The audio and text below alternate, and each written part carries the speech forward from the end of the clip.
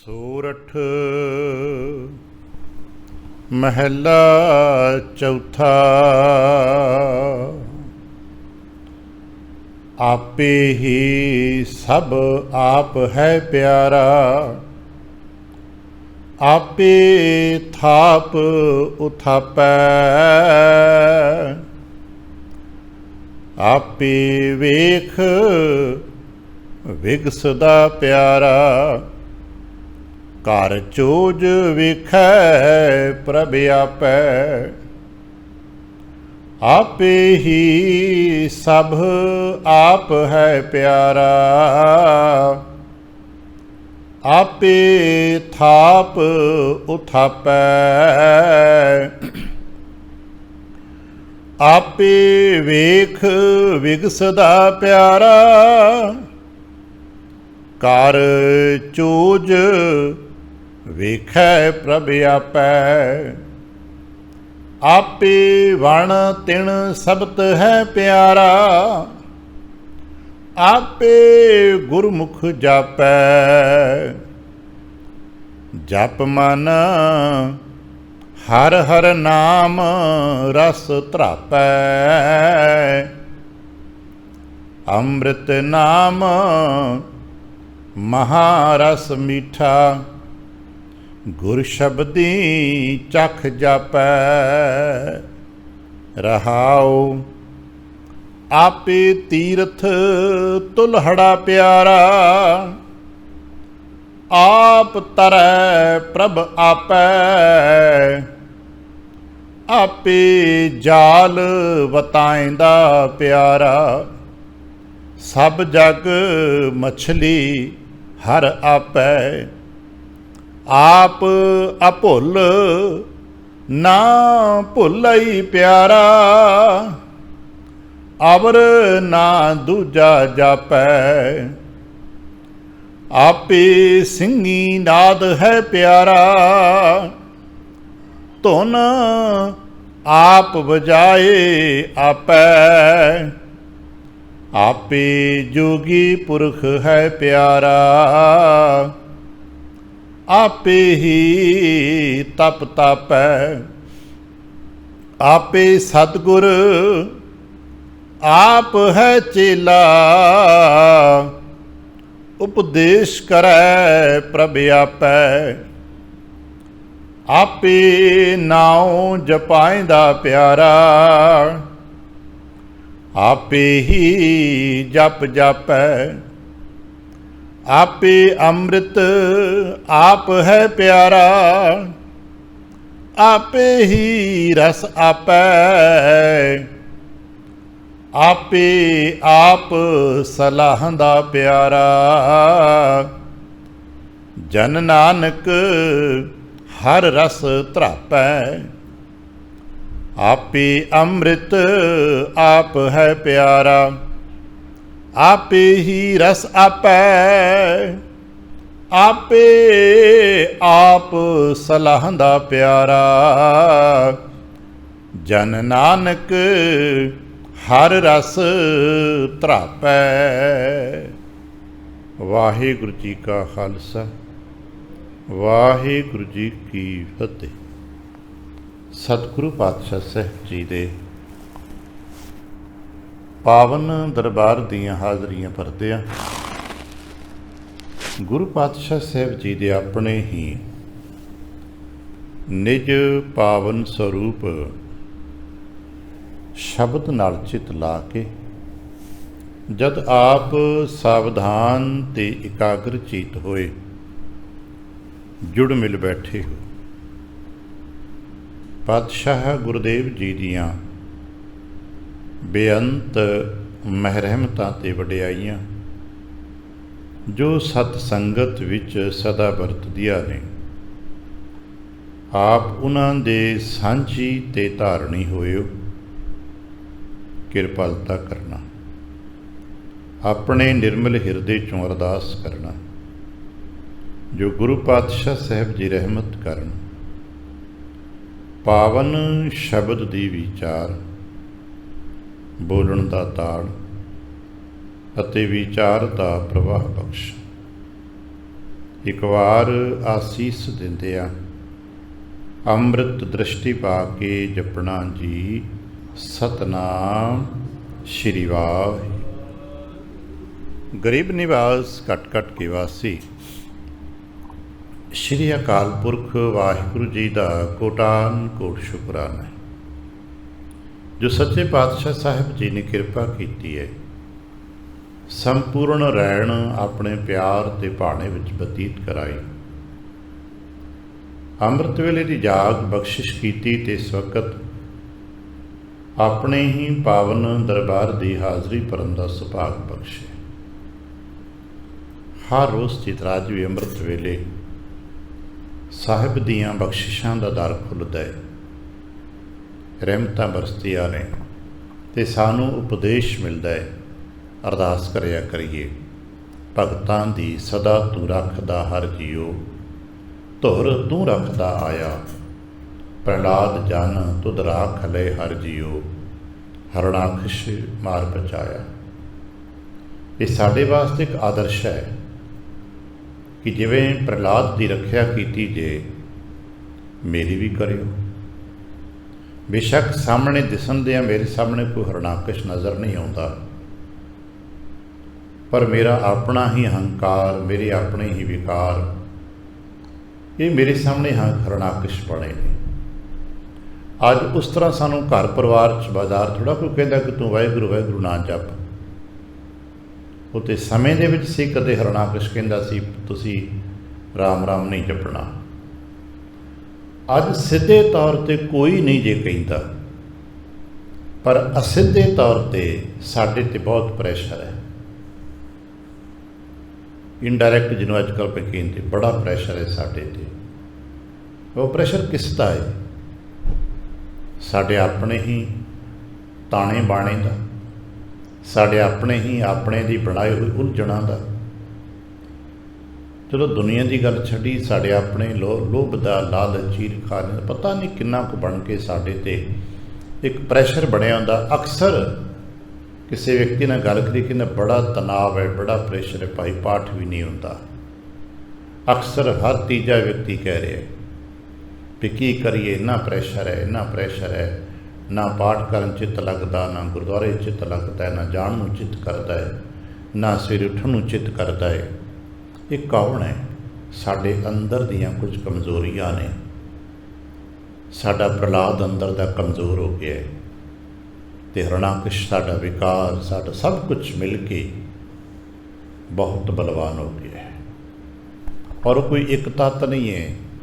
ਸਾਡਾ ਲੋਭ ਵੀ ਹੈ, ਸਾਡਾ ਲਾਲਚ ਵੀ ਹੈ, ਸਾਡੇ ਵਿਕਾਰ ਵੀ ਨੇ, ਸਾਡੀਆਂ ਜ਼ਰੂਰਤਾਂ ਵੀ ਨੇ, ਸਾਡੀਆਂ ਮਜਬੂਰੀਆਂ ਵੀ ਨੇ, ਸਾਡੀਆਂ ਬੇਬਸੀਆਂ ਵੀ ਨੇ, ਲਾਚਾਰਗੀਆਂ ਨੇ। ਇਹ ਬਹੁਤ ਕੁਝ ਦਾ, ਕਈ ਚੀਜ਼ਾਂ ਮਿਲ ਕੇ ਸਾਡੇ 'ਤੇ ਇੱਕ ਪ੍ਰਭਾਵ ਪਿਆ ਹੈ। ਹੁਣ ਇਹ ਤਾਂ ਨਹੀਂ ਅਸੀਂ ਇੱਕਦਮ ਚੀਜ਼ਾਂ ਸਾਰੀਆਂ ਬਦਲ ਦੇਵਾਂਗੇ। ਸਾਡੇ ਕੋਲ ਇਤਨੀ ਸਮਰੱਥਾ ਤਾਂ ਹੈ ਨਹੀਂ ਨਾ ਕਿ ਅਸੀਂ ਪਰਿਸਥਿਤੀਆਂ ਹੀ ਬਦਲ ਦਿਆਂਗੇ। ਨਾ ਜੀ, ਐਸਾ ਕੁਛ ਨਾ ਹੋਵੇ, ਨਹੀਂ। ਔਰ ਗੁਰੂ ਘਰ ਕਰਤੇ ਦੇ ਘਰ ਸਤਿਗੁਰੂ ਨਾਨਕ ਪਾਤਸ਼ਾਹ ਸਾਹਿਬ ਜੀ ਨੇ ਸਾਨੂੰ ਕਦੇ ਐਸਾ ਤਾਂ ਕਿਹਾ ਵੀ ਨਹੀਂ ਕਿ ਤੁਸੀਂ ਇਹ ਅਰਦਾਸ ਕਰੋ, ਨਹੀਂ ਮਹਾਰਾਜ ਪਰਿਸਥਿਤੀਆਂ ਹੀ ਬਦਲ ਜਾਣ। ਐਸਾ ਕਦੇ ਨਹੀਂ ਹੋਇਆ। ਸਾਨੂੰ ਇਹ ਆਦੇਸ਼ ਮਿਲਦਾ ਹੈ, ਮੱਤ ਮਿਲਦੀ ਕਿ ਭਾਈ ਪਰਿਸਥਿਤੀਆਂ ਤੇ ਕੁਦਰਤ ਕਰਕੇ ਹੁੰਦੀਆਂ ਨੇ, ਤੁਸੀਂ ਉਹਨਾਂ ਦੇ ਵਿੱਚ ਕਿਵੇਂ ਰਹਿਣਾ ਹੈ, ਤੁਸੀਂ ਆਪਣੇ ਆਪ ਨੂੰ ਕਿਵੇਂ ਐਡਜਸਟ ਕਰਨਾ ਹੈ, ਤੁਸੀਂ ਆਪਣੇ ਆਪ ਨੂੰ ਸੇਫ ਰੱਖਣਾ ਕਿ ਇਹਨਾਂ ਹਾਲਾਤਾਂ ਦੇ ਵਿੱਚ ਰਹਿ ਕੇ ਵੀ ਅਸਾਂ ਆਪਣੇ ਡਿਊਟੀਜ਼ ਵੀ ਨਿਭਾਉਣੀਆਂ ਨੇ, ਘਰ ਪਰਿਵਾਰ ਦੇ ਕਰਤੱਵ ਵੀ ਕਰਨੇ ਨੇ, ਜੋ ਤੁਹਾਡੀਆਂ ਧਾਰਮਿਕ ਜ਼ਿੰਮੇਵਾਰੀਆਂ ਨੇ ਉਹ ਵੀ ਨਿਭਾਉਣੀਆਂ ਨੇ, ਆਪਣੇ ਆਪ ਨੂੰ ਸੁਰੱਖਿਅਤ ਵੀ ਰੱਖਣਾ ਹੈ। ਭਗਤਾਂ ਦੇ ਬਾਰੇ ਕਿਹਾ, ਕਾਜਰ ਕੋਟ ਮੈਂ ਭਈ ਨਾ ਕਾਰੀ। ਅਸੀਂ ਹੌਲੀ ਹੌਲੀ ਪਾਠ ਕਰਦੇ, ਜੇ ਟੋਟੀ ਰਾਗ ਚਲੇ ਹੁਰ ਕੇ ਚੱਲਾਂਗੇ ਤੇ ਪਤਾ ਲੱਗੇਗਾ ਕੱਜਲ ਦੀ ਕੋਠੜੀ ਵਿੱਚ ਜਾਣਾ ਵੀ ਹੈ, ਕੰਮ ਵੀ ਕਰਨੇ ਨੇ ਤੇ ਆਪਣੇ ਕੱਪੜਿਆਂ ਨੂੰ ਬਚਾ ਕੇ ਵੀ ਰੱਖਣਾ। ਆ ਸੰਸਾਰ ਕੱਜਲ ਕੋਠੜੀ ਹੈ, ਮਾਇਆ ਦੀ ਕੋਠੜੀ ਹੈ। ਇਹਦੇ ਵਿੱਚ ਰਹਿ ਕੇ ਤਮਾਮ ਜ਼ਿੰਮੇਵਾਰੀਆਂ ਨਿਭਾਉਣੀਆਂ ਨੇ। ਕਿਵੇਂ ਨਿਭਾ ਸਕਾਂਗੇ? ਆਮ ਦਾਰਸ਼ਨਿਕ ਤੇ ਧਾਰਮਿਕ ਲੋਕ ਇੱਥੇ ਉਲਝ ਜਾਂਦੇ ਨੇ, ਕਿਵੇਂ ਕਰੀਏ ਮਹਾਰਾਜ, ਕੀ ਕਰ ਸਕਦੇ, ਅਸੀਂ ਕਿੱਦਾਂ ਕਰੀਏ? ਸਾਡੇ ਤੇ ਤਾਂ ਐਸਾ ਹੋ ਹੀ ਜਾਂਦਾ ਹੈ। ਗੁਰੂ ਨਾਨਕ ਪਾਤਸ਼ਾਹ ਸਾਹਿਬ ਜੀ ਨੇ ਦ੍ਰਿਸ਼ਟੀਕੋਣ ਨੂੰ ਬਦਲ ਦਿੱਤਾ ਹੈ। ਸੰਸਾਰ ਨੂੰ ਨਹੀਂ ਬਦਲਿਆ, ਨਾ ਕੁਦਰਤ ਨੂੰ ਬਦਲ ਸਕਦੇ ਹੋ, ਦ੍ਰਿਸ਼ਟੀਕੋਣ ਨੂੰ ਬਦਲ ਦਿੱਤਾ ਜਾਂਦਾ ਹੈ। ਸੰਸਾਰ ਦੇ ਗਿਆਨੀਆਂ ਦਾ ਜੋ ਦ੍ਰਿਸ਼ਟੀਕੋਣ ਹੈ, ਔਰ ਸਾਡੇ ਖਾਸ ਕਰਕੇ ਭਾਰਤੀ ਦਰਸ਼ਨ ਤੋਂ ਲੈ ਕੇ ਯੂਰੋਪੀਅਨ ਦਰਸ਼ਨ ਤੱਕ ਸੰਸਾਰ ਨੂੰ ਦੁੱਖਾਂ ਦਾ ਘਰ ਕਿਹਾ ਜਾਂਦਾ ਹੈ। ਸਾਡੇ ਵਿੱਚ ਵੀ ਆਪਾਂ ਬਹੁਤ ਥਾਵਾਂ 'ਤੇ ਸੰਸਾਰ ਨੂੰ ਦੁੱਖਾਂ ਦਾ ਘਰ ਕਹਿੰਦੇ ਹਾਂ। ਜੇ ਤਰ੍ਹਾਂ ਇਹ ਇੱਕ ਦ੍ਰਿਸ਼ਟੀਕੋਣ ਹੈ, ਇੱਕ ਐਂਗਲ 'ਤੇ ਖਲੋ ਕੇ ਦੇਖਾਂਗੇ ਸੰਸਾਰ ਦੁੱਖਾਂ ਦਾ ਘਰ ਹੈ। ਗੁਰੂ ਨਾਨਕ ਸਾਹਿਬ ਜੀ ਨੇ ਸੰਸਾਰ ਨਹੀਂ ਬਦਲਿਆ, ਸਾਡਾ ਦ੍ਰਿਸ਼ਟੀਕੋਣ ਬਦਲ ਦਿੱਤਾ ਹੈ, ਜਿਸ ਨੂੰ ਅਸੀਂ ਫਿਲਾਸਫੀ ਵਿੱਚ ਕਹਿੰਦੇ ਹੁੰਦੇ ਹਾਂ। ਗੁਰੂ ਨਾਨਕ ਜੀ ਨੇ ਸਾਡੀ ਦਿਸ਼ਾ ਬਦਲ ਦਿੱਤੀ। ਅਸੀਂ ਲਹਿੰਦੇ ਵੱਲ ਦੇਖਦੇ ਸਾਂ, ਗੁਰੂ ਨਾਨਕ ਨੇ ਕਿਹਾ ਨਹੀਂ, ਚੜ੍ਹਦੇ ਵੱਲ ਦੇਖੋ। ਤੈਨੂੰ ਪਰਛਾਵਾਂ ਨਜ਼ਰ ਆਉਂਦਾ ਸੀ ਨਾ, ਦੇਖਣ ਚਮਕਦਾ ਸੂਰਜ ਨਜ਼ਰ ਆਏਗਾ। ਉੱਥੇ ਹੀ ਖੜੇ ਹੋਏ ਅਸੀਂ ਆਪਣੀ ਦਿਸ਼ਾ ਬਦਲ ਦਿੰਦੇ ਹਾਂ। ਮਨਮੁਖ ਤੇ ਗੁਰਮੁਖ ਹੋਰ ਕੀ ਫਰਕ ਹੈ? ਗੁਰਮੁਖ ਦਿਸ਼ਾ ਬਦਲੀ ਹੈ, ਮੁੱਖ ਗੁਰੂ ਵੱਲ ਹੈ। ਮਨਮੁਖ ਦੀ ਦਿਸ਼ਾ ਬਦਲੀ ਹੈ, ਮੁੱਖ ਆਪਣੇ ਵੱਲ ਹੈ। ਬਸ ਇੰਨਾ ਹੀ ਫਰਕ ਹੈ। ਅਸੀਂ ਸਭ ਕੁਝ ਆਪਣੇ ਲਈ ਕਰ ਰਹੇ ਹਾਂ, ਮੈਂ ਕਰ ਰਿਹਾ ਅਤੇ ਮਨਮੁਖ ਹਾਂ। ਗੁਰੂ ਕਰਵਾ ਰਹੇ ਨੇ, ਗੁਰੂ ਸਦਕੇ ਹੋ ਰਿਹਾ ਹੈ। ਆ ਸਾਰੀ ਰਚਨਾ ਗੁਰੂ ਕਰਤੇ ਦੀ ਹੈ ਅਤੇ ਗੁਰਮੁਖ ਹੈ। ਇਸ ਕਰਕੇ ਗੁਰੂ ਨਾਨਕ ਸਾਹਿਬ ਜੀ ਦਾ ਦ੍ਰਿਸ਼ਟੀਕੋਣ ਨੂੰ ਜੋ ਹੌਲੀ ਹੌਲੀ ਸਮਝ ਆਏਗੀ, ਅਤੇ ਆਹ ਜੋ ਚੌਥੇ ਪਾਤਸ਼ਾਹ ਸਾਹਿਬ ਦੇ ਬਚਨ ਨੇ ਨਾ ਰਾਗ ਸੋਰਠ ਦੇ, ਫਿਰ ਇੰਝ ਲੱਗੇਗਾ ਸਾਰਾ ਅਸਲੀ ਸੱਚ ਹੀ ਵਿੱਚ ਦੱਸਿਆ ਹੈ। ਸੰਪੂਰਨ ਗੁਰਬਾਣੀ ਸੱਚ ਬਿਆਨ ਕਰ ਰਹੀ ਹੈ ਨਾ, ਅਤੇ ਦ੍ਰਿਸ਼ਟੀਕੋਣ ਨੂੰ ਆਪਾਂ ਇੱਥੇ ਲੈ ਕੇ ਜਾਣਾ ਹੈ। ਗੁਰੂ ਨਾਨਕ ਜੀ ਕਹਿੰਦੇ ਨੇ ਤੂੰ ਤੂੰ ਤੂੰ, ਔਰ ਇਹ ਤੂੰ ਹੀ ਦਾ ਆਲਾਪ ਜੋ ਬਹੁਤ ਪਿਆਰਿਆਂ ਨੇ ਪਾਉਂਟਾ ਸਾਹਿਬ ਦੀ ਧਰਤੀ 'ਤੇ ਸੁਣਿਆ ਨਾ, ਅਤੇ ਕਿਤੇ ਗਹਿਰ ਨਾ ਪੜਾਂਗੇ ਸੁਣਾਂਗੇ ਪਤਾ ਲੱਗੇਗਾ ਇਹ ਜਿਹਨੂੰ ਅੱਜ ਆਪਾਂ ਨਨਕਾਣਾ ਸਾਹਿਬ ਕਹਿੰਦੇ ਹਾਂ, ਉਹਦੇ ਆਲੇ ਦੁਆਲੇ ਦੇ ਖੇਤਾਂ 'ਚ ਚੱਲਦੇ ਹੋਏ ਖੂਹਾਂ ਦੀ ਆਵਾਜ਼ ਦੇ ਨਾਲ ਗੁਰੂ ਨਾਨਕ ਪਾਤਸ਼ਾਹ ਸਾਹਿਬ ਜੀ ਨੇ ਗਾਇਆ ਏਕ ਤੂਈ। ਰਾਗ ਮਾਝ ਕੀ ਵਾਰ ਵਿੱਚ ਕਦੇ ਪੜ੍ਹਨਾ, ਗੁਰੂ ਨਾਨਕ ਸਾਹਿਬ ਦੇ ਬਚਨ ਨੇ, ਦਿਗਰ ਕੋ ਨਹੀਂ ਏਕ ਤੂਈ, ਦੂਸਰਾ ਕੋਈ ਹੈ ਹੀ ਨਹੀਂ, ਤੁਸੀਂ ਇੱਕ ਹੀ ਹੋ। ਇਹ ਦ੍ਰਿਸ਼ਟੀਕੋਣ ਬਦਲਦਾ, ਸਾਡੀ ਦਿਸ਼ਾ ਬਦਲਦੀ, ਸਾਡਾ ਵੇਖਣ ਦਾ ਨਜ਼ਰੀਆ ਬਦਲ ਦਿੱਤਾ। ਅਤੇ ਨਜ਼ਰੀਏ ਨੂੰ ਜਦੋਂ ਖੁਲਾਸੇ ਦੇ ਰੂਪ ਚੌਥੇ ਪਾਤਸ਼ਾਹ ਸਾਹਿਬ ਜੀ ਦੇ ਰਾਹੀਂ, ਹੈ ਤੇ ਗੁਰੂ ਨਾਨਕ ਜੋਤੀ ਨਾ, ਹੈ ਤੇ ਗੁਰੂ ਨਾਨਕ ਸਾਹਿਬ ਹੀ ਚੌਥੇ ਪੜਾਵ 'ਤੇ ਆ ਕੇ ਜਦੋਂ ਸਾਨੂੰ ਕਹਿੰਦੇ ਨੇ ਹੁਣ ਦੇਖ, ਤੈਨੂੰ ਕੋਈ ਦੁੱਖ ਨਹੀਂ ਲੱਗੇਗਾ, ਇਹ ਕੰਮ ਕਰੀ, ਬਸ ਦੇਖਣ ਦਾ ਆਪਣਾ ਢੰਗ ਬਦਲ ਦੇ। ਆਪਣਾ ਢੰਗ ਨਾਲ ਦੇਖੇਗਾ ਤਾਂ ਦੁਖੀ ਹੋਏਗਾ, ਅਤੇ ਜੇ ਤੂੰ ਆਪਣੇ ਗੁਰੂ ਦੇ ਢੰਗ ਨਾਲ ਦੇਖੇਗਾ ਤਾਂ ਤੈਨੂੰ ਹੋਰ ਕੁਛ ਨਜ਼ਰ ਆਏਗਾ। ਗੁਰੂ ਕਾ ਦੇਖਣ ਦਾ ਢੰਗ ਕੀ ਹੈ? ਆ ਜੋ ਕੁਝ ਸੰਸਾਰ ਹੈ, ਜਿਹਨੂੰ ਗਿਆਨੀਆਂ ਨੇ ਦੁੱਖ ਦਾ ਘਰ ਦੱਸਿਆ, ਗੁਰੂ ਨਾਨਕ ਨੇ ਕਿ ਦੁੱਖ ਕਿੱਥੋਂ ਮਿਲਦਾ? ਬੇਗਾਨੇ ਤੋਂ, ਦੂਜੇ ਤੋਂ ਦੁੱਖ ਮਿਲਦਾ। ਅਸੀਂ ਅੱਜ ਤੱਕ ਸੁਣਿਆ ਹੈ, ਸਮਝਿਆ ਵੀ ਹੋਏਗਾ, ਮਨੁੱਖ ਹੀ ਹਮੇਸ਼ਾ ਦੁਖੀ ਦੂਜੇ ਤੋਂ ਹੁੰਦਾ ਹੈ। ਹੋ ਸਕਦਾ ਉਹ ਭੈਣ ਭਰਾਵਾਂ ਤੋਂ ਦੁਖੀ ਹੋਵੇ, ਧੀਆਂ ਪੁੱਤਰਾਂ ਤੋਂ ਵੀ ਹੋਵੇ, ਆਪਣੇ ਪਤੀ ਪਤਨੀ ਸੰਬੰਧਾਂ ਵਿੱਚ ਵੀ ਦੁਖੀ ਹੋਵੇ, ਦੂਜਾ ਹੈ ਤੇ ਦੁਖੀ ਹੈ ਨਾ। ਇਸੇ ਕਰਕੇ ਭਾਰਤੀ ਦਰਸ਼ਨ ਦਾ ਇੱਕ ਸੰਕਲਪ ਹੈ ਕਿ ਜਿੱਥੇ ਕੋਈ ਦੂਜਾ ਹੋਵੇ ਹੀ ਨਾ, ਉੱਥੇ ਚਲਾ ਜਾਓ। ਪਹਾੜਾਂ 'ਤੇ ਚਲੇ ਜਾਓ, ਗੁਫਾਵਾਂ 'ਚ ਚਲੇ ਜਾਓ, ਦਰਿਆਵਾਂ ਦੇ ਕੰਢੇ 'ਤੇ ਚਲੇ ਜਾਓ, ਜਿੱਥੇ ਤੁਹਾਡਾ ਕੋਈ ਨਿੱਜੀ ਸੰਬੰਧੀਆਂ ਵਿੱਚੋਂ ਦੂਜਾ ਨਾ ਹੋਵੇ। ਹੌਲੀ ਹੌਲੀ ਉਜਾੜਾਂ 'ਚ ਚਲੇ ਜਾਓ, ਭੂਰੇ ਪੁੱਟ ਕੇ ਜ਼ਮੀਨ 'ਚ ਟੋਆ ਪੁੱਟ ਕੇ ਬਹਿ ਜਾਓ, ਦੂਜਾ ਕੋਈ ਮਿਲੇਗਾ ਹੀ ਨਹੀਂ, ਦੂਜਾ ਕੋਈ ਮੱਥੇ ਹੀ ਨਹੀਂ ਲੱਗੇਗਾ, ਤੇ ਆਪੇ ਦੁਖੀ ਨਹੀਂ ਹੋਗੇ। ਇਹ ਸਭ ਦੂਜੇ ਤੋਂ ਭੱਜ ਰਹੇ ਨੇ। ਪਤਾ ਤੇ ਲੱਗ ਗਿਆ ਵੀ ਦੂਜੇ ਤੋਂ ਦੁੱਖ ਹੈ, ਪਰ ਬਚਣ ਦਾ ਤਰੀਕਾ ਨਾ ਮਿਲਿਆ, ਭੱਜਣ ਦਾ ਤਰੀਕਾ ਲੱਭ ਲਿਆ। ਇਸੇ ਕਰਕੇ ਇਹ ਲੋਕ ਭੱਜੇ ਨੇ। ਗੁਰੂ ਨਾਨਕ ਇਹਨਾਂ ਨੂੰ ਭਗੌੜਾ ਕਹਿੰਦੇ ਨੇ, ਆਪਦਾ ਕਾ ਮਾਰਿਆ ਗ੍ਰਹਿ ਤੇ ਨਸਤਾ। ਇਹ ਸਭ ਘਰ ਜ਼ਰੂਰਤਾਂ ਪਈਆਂ, ਦੂਜੇ ਮਿਲੇ, ਆਪਦਾ ਆਈ, ਇਹ ਭੱਜ ਗਏ। ਗੁਰੂ ਨਾਨਕ ਕਹਿੰਦੇ ਨਹੀਂ, ਭੱਜਣਾ ਨਹੀਂ, ਦੂਜਾ ਹੈ ਹੀ ਨਹੀਂ ਕੋਈ, ਇਹ ਰੱਬ ਹੈ, ਪਰਮਾਤਮਾ ਹੈ, ਅਤੇ ਪਰਮਾਤਮਾ ਤੋਂ ਭੱਜ ਕੇ ਕਿੱਥੇ ਚਲਾ ਜਾਏਗਾ। ਇੱਕ ਬੜਾ ਪਿਆਰਾ ਬਚਨ ਪੜਾਂਗਾ, ਜਹ ਜਾਈਏ ਤਹ ਜਲ ਪਾਖਾਨ। ਜਿੱਥੇ ਜਾਓਗੇ ਪਾਣੀ ਮਿਲੇਗਾ, ਜਿੱਥੇ ਜਾਓਗੇ ਪੱਥਰ ਮਿਲਣਗੇ, ਕਿੱਥੇ ਭੱਜ ਜਾਓਗੇ। ਇਸ ਕਰਕੇ ਦ੍ਰਿਸ਼ਟੀਕੋਣ ਬਦਲਿਆ ਅਤੇ ਕਹਿਣ ਲੱਗੇ ਆਪਾਂ ਇੱਦਾਂ ਦੇਖੀਏ, ਸਭ ਆਪੇ ਹੀ ਸਭ ਆਪ ਹੈ ਪਿਆਰਾ। ਇਹ ਸਭ ਆਪ ਹੀ ਆਪ ਹੈ। ਹੁਣ ਆਪ ਕੀ ਹੈ? ਜੋ ਕੁਛ ਵੀ ਦਿਸਦਾ ਹੈ। ਦਿਸਤੇ ਦੀ ਵਿਆਖਿਆ ਗੁਰੂ ਨਾਨਕ ਜੀ ਬਹੁਤ ਘੱਟ ਕਰਦੇ ਨੇ। ਆਪਣੇ ਪੜ੍ਹੇ ਹੋਣ ਪਾਵਨ ਬਾਣੀ ਨੂੰ ਗੁਰੂ ਨਾਨਕ ਸਾਹਿਬ ਜੀ ਨੇ ਦਿਸਦੇ ਹੋਏ ਦੀਆਂ ਵਿਆਖਿਆਵਾਂ ਨਹੀਂ ਕੀਤੀਆਂ ਵੀ ਆਹ ਪੱਥਰ ਹੈ ਤਾਂ ਆਪਾਂ ਪੱਥਰ ਦੀ ਵਿਆਖਿਆ ਕਰਨ ਲੱਗ ਪਈਏ, ਆਹ ਫੁੱਲ ਖਿੜੇ ਤੇ ਫੁੱਲਾਂ ਦੀ ਵਿਆਖਿਆ ਕਰਨ ਲੱਗ ਪਈਏ। ਇਹ ਵਿਗਿਆਨ ਨੂੰ ਦੇ ਦਿੱਤਾ ਹੈ, ਇਹ ਕੰਮ ਵਿਗਿਆਨੀਆਂ ਦਾ ਹੈ। ਜੋ ਦਿਸ ਰਿਹਾ ਹੈ ਇਹਦੀ ਵਿਆਖਿਆ ਕਰੋ, ਕੀ ਹੈ, ਕਿੱਦਾਂ ਹੋਏਗਾ, ਕੈਸੇ ਹੋਏਗਾ, ਇਹਦੇ ਗੁਣ ਲਾਭ ਧਰਮ ਕੀ ਨੇ, ਇਹ ਵਿਗਿਆਨੀ ਕਰਨ। ਪਰ ਅਧਿਆਤਮ 'ਚ ਨਹੀਂ, ਅਧਿਆਤਮ 'ਚ ਕਿ ਹੈ ਨਾ, ਹਾਂਜੀ ਹੈਗਾ ਹੈ, ਬਸ ਇੰਨਾ ਹੀ ਬਹੁਤ ਹੈ, ਹੈਗਾ ਹੈ। ਪਾਣੀ ਹੈ ਤੇ ਪਾਣੀ ਹੀ ਹੈ, ਬਸ ਪੱਥਰ ਹੈ ਤੇ ਪੱਥਰ ਹੀ ਹੈ, ਬਸ ਤੂੰ ਇਹਨੂੰ ਇੰਨਾ ਰੇਖ ਕਿ ਪਾਣੀ ਹੈ, ਇਹ ਪੱਥਰ ਹੈ, ਇਹ ਮਿੱਟੀ ਹੈ, ਮਨੁੱਖ ਹੈ, ਸਭ ਕੁਝ ਹੈ। ਔਰ ਇਹ ਕਿਹਦਾ ਬਣਾਇਆ? ਪ੍ਰਮਾਤਮਾ ਦਾ ਬਣਾਇਆ। ਤੂੰ ਇਹਦੀ ਵਿਆਖਿਆਵਾਂ ਮਤ ਕਰ, ਇਹਦੇ ਗੁਣਾਂ ਤੇ ਧਰਮਾਂ ਦੀ, ਇਹਦੇ ਅਵਗੁਣਾਂ ਦੀ ਵਿਆਖਿਆ ਹੀ ਨਾ ਕਰ। ਇਸੇ ਕਰਕੇ ਕਈ ਥਾਂ 'ਤੇ ਮਹਾਰਾਜ ਨੇ ਜੋ ਸਿਖਰ ਦੀਆਂ ਗੱਲਾਂ ਕੀਤੀਆਂ ਨਾ, ਉੱਥੇ ਇੱਕ ਲੱਗਣਾ ਪਈ ਇਹਨਾਂ ਦੀ ਕੋਈ ਵਿਆਖਿਆ ਨਹੀਂ, ਸਭ ਚੰਗੇ ਨੇ। ਹਰ ਇੱਕ ਨੂੰ ਸਭ ਜਗ ਧੰਦੜੇ ਲਾਇਆ, ਹਰ ਇੱਕ ਜੀ ਨੂੰ ਕਰਤੇ ਨਾ ਕਿਤੇ ਧੰਦੇ ਲਾਤਾ, ਆਪਣੇ ਆਪਣੇ ਧੰਦੇ 'ਚ ਲੱਗਾ ਪਿਆ। ਤੂੰ ਆਪਣਾ ਕੰਮ ਕਰੀ ਜਾ, ਉਹਨੂੰ ਆਪਣਾ ਕੰਮ ਕਰਨ ਦੇ। ਸੰਸਾਰ 'ਚ ਸੁੱਖ ਹੀ ਬੜਾ ਨਾ। ਆ ਫਿਲਾਸਫੀ 'ਚ ਕਦੇ ਕਹਿੰਦੇ ਨੇ ਜਦੋਂ ਅਸੀਂ ਕਿਸੇ ਦੇ ਕੰਮ 'ਚ ਰੁਕਾਵਟ ਨਹੀਂ ਪਾਵਾਂਗੇ ਤੇ ਸਾਡੇ ਕੰਮ 'ਚ ਵੀ ਰੁਕਾਵਟ ਨਹੀਂ ਹੋ ਪਾਏਗਾ। ਸਾਡੇ ਕੰਮ 'ਚ ਕੋਈ ਤਾਂ ਹੀ ਖਲਲ ਪਏਗਾ ਜਦੋਂ ਅਸੀਂ ਕਿਸੇ ਦੇ ਘਰ ਜਾ ਕੇ ਵੱਟਾ ਮਾਰਾਂਗੇ। ਤੇ ਜੇ ਅਸੀਂ ਕਿਸੇ ਦੇ ਘਰ ਵੱਟੇ ਮਾਰਾਂਗੇ ਤੇ ਸੁਭਾਵਿਕ ਕੋਈ ਸਾਡੇ ਘਰ ਵੀ ਆ ਕੇ ਮਾਰੇਗਾ। ਜੇ ਅਸੀਂ ਸ਼ਾਂਤ ਪਾਣੀ 'ਚ ਵੱਟੇ ਮਾਰਾਂਗੇ ਤੇ ਕੋਈ ਸਾਨੂੰ ਵੀ ਮਾਰੇਗਾ। ਇਸ ਕਰਕੇ ਤੂੰ ਵੱਟੇ ਕਿਉਂ ਮਾਰਦਾ? ਤੂੰ ਇੱਧਰ ਉੱਧਰ ਛਿੜਦੇ ਕਿਉਂ? ਜੋ ਹੋ ਰਿਹਾ ਹੋ ਲੈਂਦੇ, ਜੋ ਹੋਵਤ ਸੋ ਜਾਣੈ, ਪ੍ਰਭ ਆਪਣੇ ਕਾ ਹੁਕਮ ਪਛਾਣੈ। ਇੱਥੇ ਜੋ ਤੈਨੂੰ ਸਮੇਂ ਦੇ ਮੁਤਾਬਕ ਕਰਨ ਨੂੰ ਮਿਲਦੇ ਕਰੀ ਜਾ, ਤਾਂ ਕਰਦਾ ਵੀ ਇਹ ਖਿਆਲ ਰੱਖੀ ਕਿ ਇੱਥੇ ਮੇਰਾ ਨਹੀਂ ਹੈ, ਇਹ ਪ੍ਰਭੂ ਤੇਰਾ ਹੁਕਮ ਹੈ, ਇਹ ਤੇਰੇ ਹੁਕਮ ਦੇ ਸਦਕੇ ਹੀ ਹੋ ਰਿਹਾ। ਔਰ ਗੁਰਸਿੱਖੀ ਨੂੰ ਕਿਤੇ ਬਾਰੀਕੀ ਨਾਲ ਪੜ੍ਹਾਂਗੇ। ਜੇ ਗੁਰੂ ਮਹਾਰਾਜ ਨੇ ਆਪਣੇ ਕਿਸੇ ਸਿੱਖ ਨੂੰ ਜੰਗਲ 'ਚੋਂ ਲੱਕੜਾਂ ਲੈਣ ਭੇਜਿਆ ਤੇ ਕਹਿੰਦੇ ਤੇਰੇ ਹੁਕਮ ਦੇ ਸਦਕੇ ਚੱਲੇ ਆ। ਜੇ ਕਿਸੇ ਨੂੰ ਖੇਤਾਂ 'ਚ ਭੇਜਿਆ ਤੇ ਤੇਰੇ ਹੁਕਮ ਦੇ ਸਦਕੇ ਚੱਲੇ ਆ। ਜੇ ਕਿਸੇ ਨੂੰ ਵਪਾਰ ਲਈ ਤੋਰਿਆ ਤੇ ਕਹਿੰਦੇ ਤੇਰੇ ਹੁਕਮ ਸਦਕੇ ਚੱਲੇ ਆ। ਜੇ ਜੰਗ ਲਈ ਤੋਰਿਆ ਤੇ ਕਹਿੰਦੇ ਤੇਰੇ ਹੁਕਮ ਦੇ ਸਦਕੇ ਚੱਲੇ ਆ। ਨਾ ਨੂੰ ਖੇਤਾਂ ਦੇ ਵਿੱਚ ਲਾਲਚ ਨਜ਼ਰ ਆਇਆ, ਨਾ ਜੰਗ 'ਚ ਨਫ਼ਰਤ ਨਜ਼ਰ ਆਈ।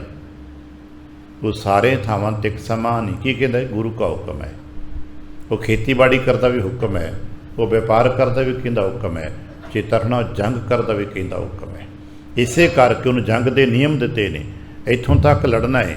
ਜੇ ਕਿਸੇ ਦੇ ਹਥਿਆਰ ਟੁੱਟ ਜਾਏ ਰੁਕ ਜਾਈ, ਕਿਸੇ ਦੀ ਪੱਗ ਲੈ ਜਾਏ ਰੁਕ ਜਾਈ, ਡਿੱਗ ਪਵੇ ਰੁਕ ਜਾਈ, ਕਿਉਂਕਿ ਨਫ਼ਰਤ ਨਹੀਂ ਹੈ ਨਾ। ਤੂੰ ਬਸ ਹੁਕਮ ਵਜਾਣਾ ਹੈ, ਤੂੰ ਆਪਣੇ ਮਾਲਕ ਦਾ ਕੰਮ ਕਰਨਾ ਹੈ। ਔਰ ਐਸੇ ਬਹੁਤ ਸਾਰੇ ਦ੍ਰਿਸ਼ਟਾਂਤ ਸਾਡੇ ਕੋਲ ਹੈਗੇ ਨੇ। ਜਦੋਂ ਦੂਜਾ ਢਹਿ ਪਿਆ, ਡਿੱਗ ਪਿਆ, ਤੇ ਉਹਨਾਂ ਕਿਹਾ ਮਹਾਰਾਜ ਸਾਡੀ ਤੁਹਾਡੀ ਕੋਈ ਜਾਤੀ ਦੁਸ਼ਮਣੀ ਨਹੀਂ, ਮੈਨੂੰ ਖਿਮਾ ਕਰ ਦੇ। ਮਹਾਰਾਜ ਨੇ ਕੋਈ ਗੱਲ ਨਹੀਂ, ਖਿਮਾ ਕਰਦੇ, ਜਾ ਭਾਈ, ਸਾਡੀ ਕੋਈ ਜਾਤੀ ਦੁਸ਼ਮਣੀ ਥੋੜ੍ਹਾ ਹੈ, ਇਹ ਤੇ ਹੁਕਮ ਹੈ। ਹੁਕਮ ਦਾ ਕਰਤੱਵ ਹੈ, ਤੂੰ ਆਪਣਾ ਕੰਮ ਕਰਨਾ ਸੀ, ਆਪਣਾ ਕੰਮ ਕਰਨਾ। ਵਰਤ ਰਿਹਾ, ਕਿਉਂਕਿ ਅਸੀਂ ਜਿੱਥੇ ਬੈਠੇ ਆ, ਅਸੀਂ ਹੁਣ ਤਲਵਾਰ ਦਾ ਜੰਗ ਇੱਥੇ ਲੜਨ ਲਈ ਨਹੀਂ ਬੈਠੇ, ਅਸੀਂ ਵਿਚਾਰ ਦਾ ਜੰਗ ਲੜਨ ਲਈ ਬੈਠੇ ਹਾਂ।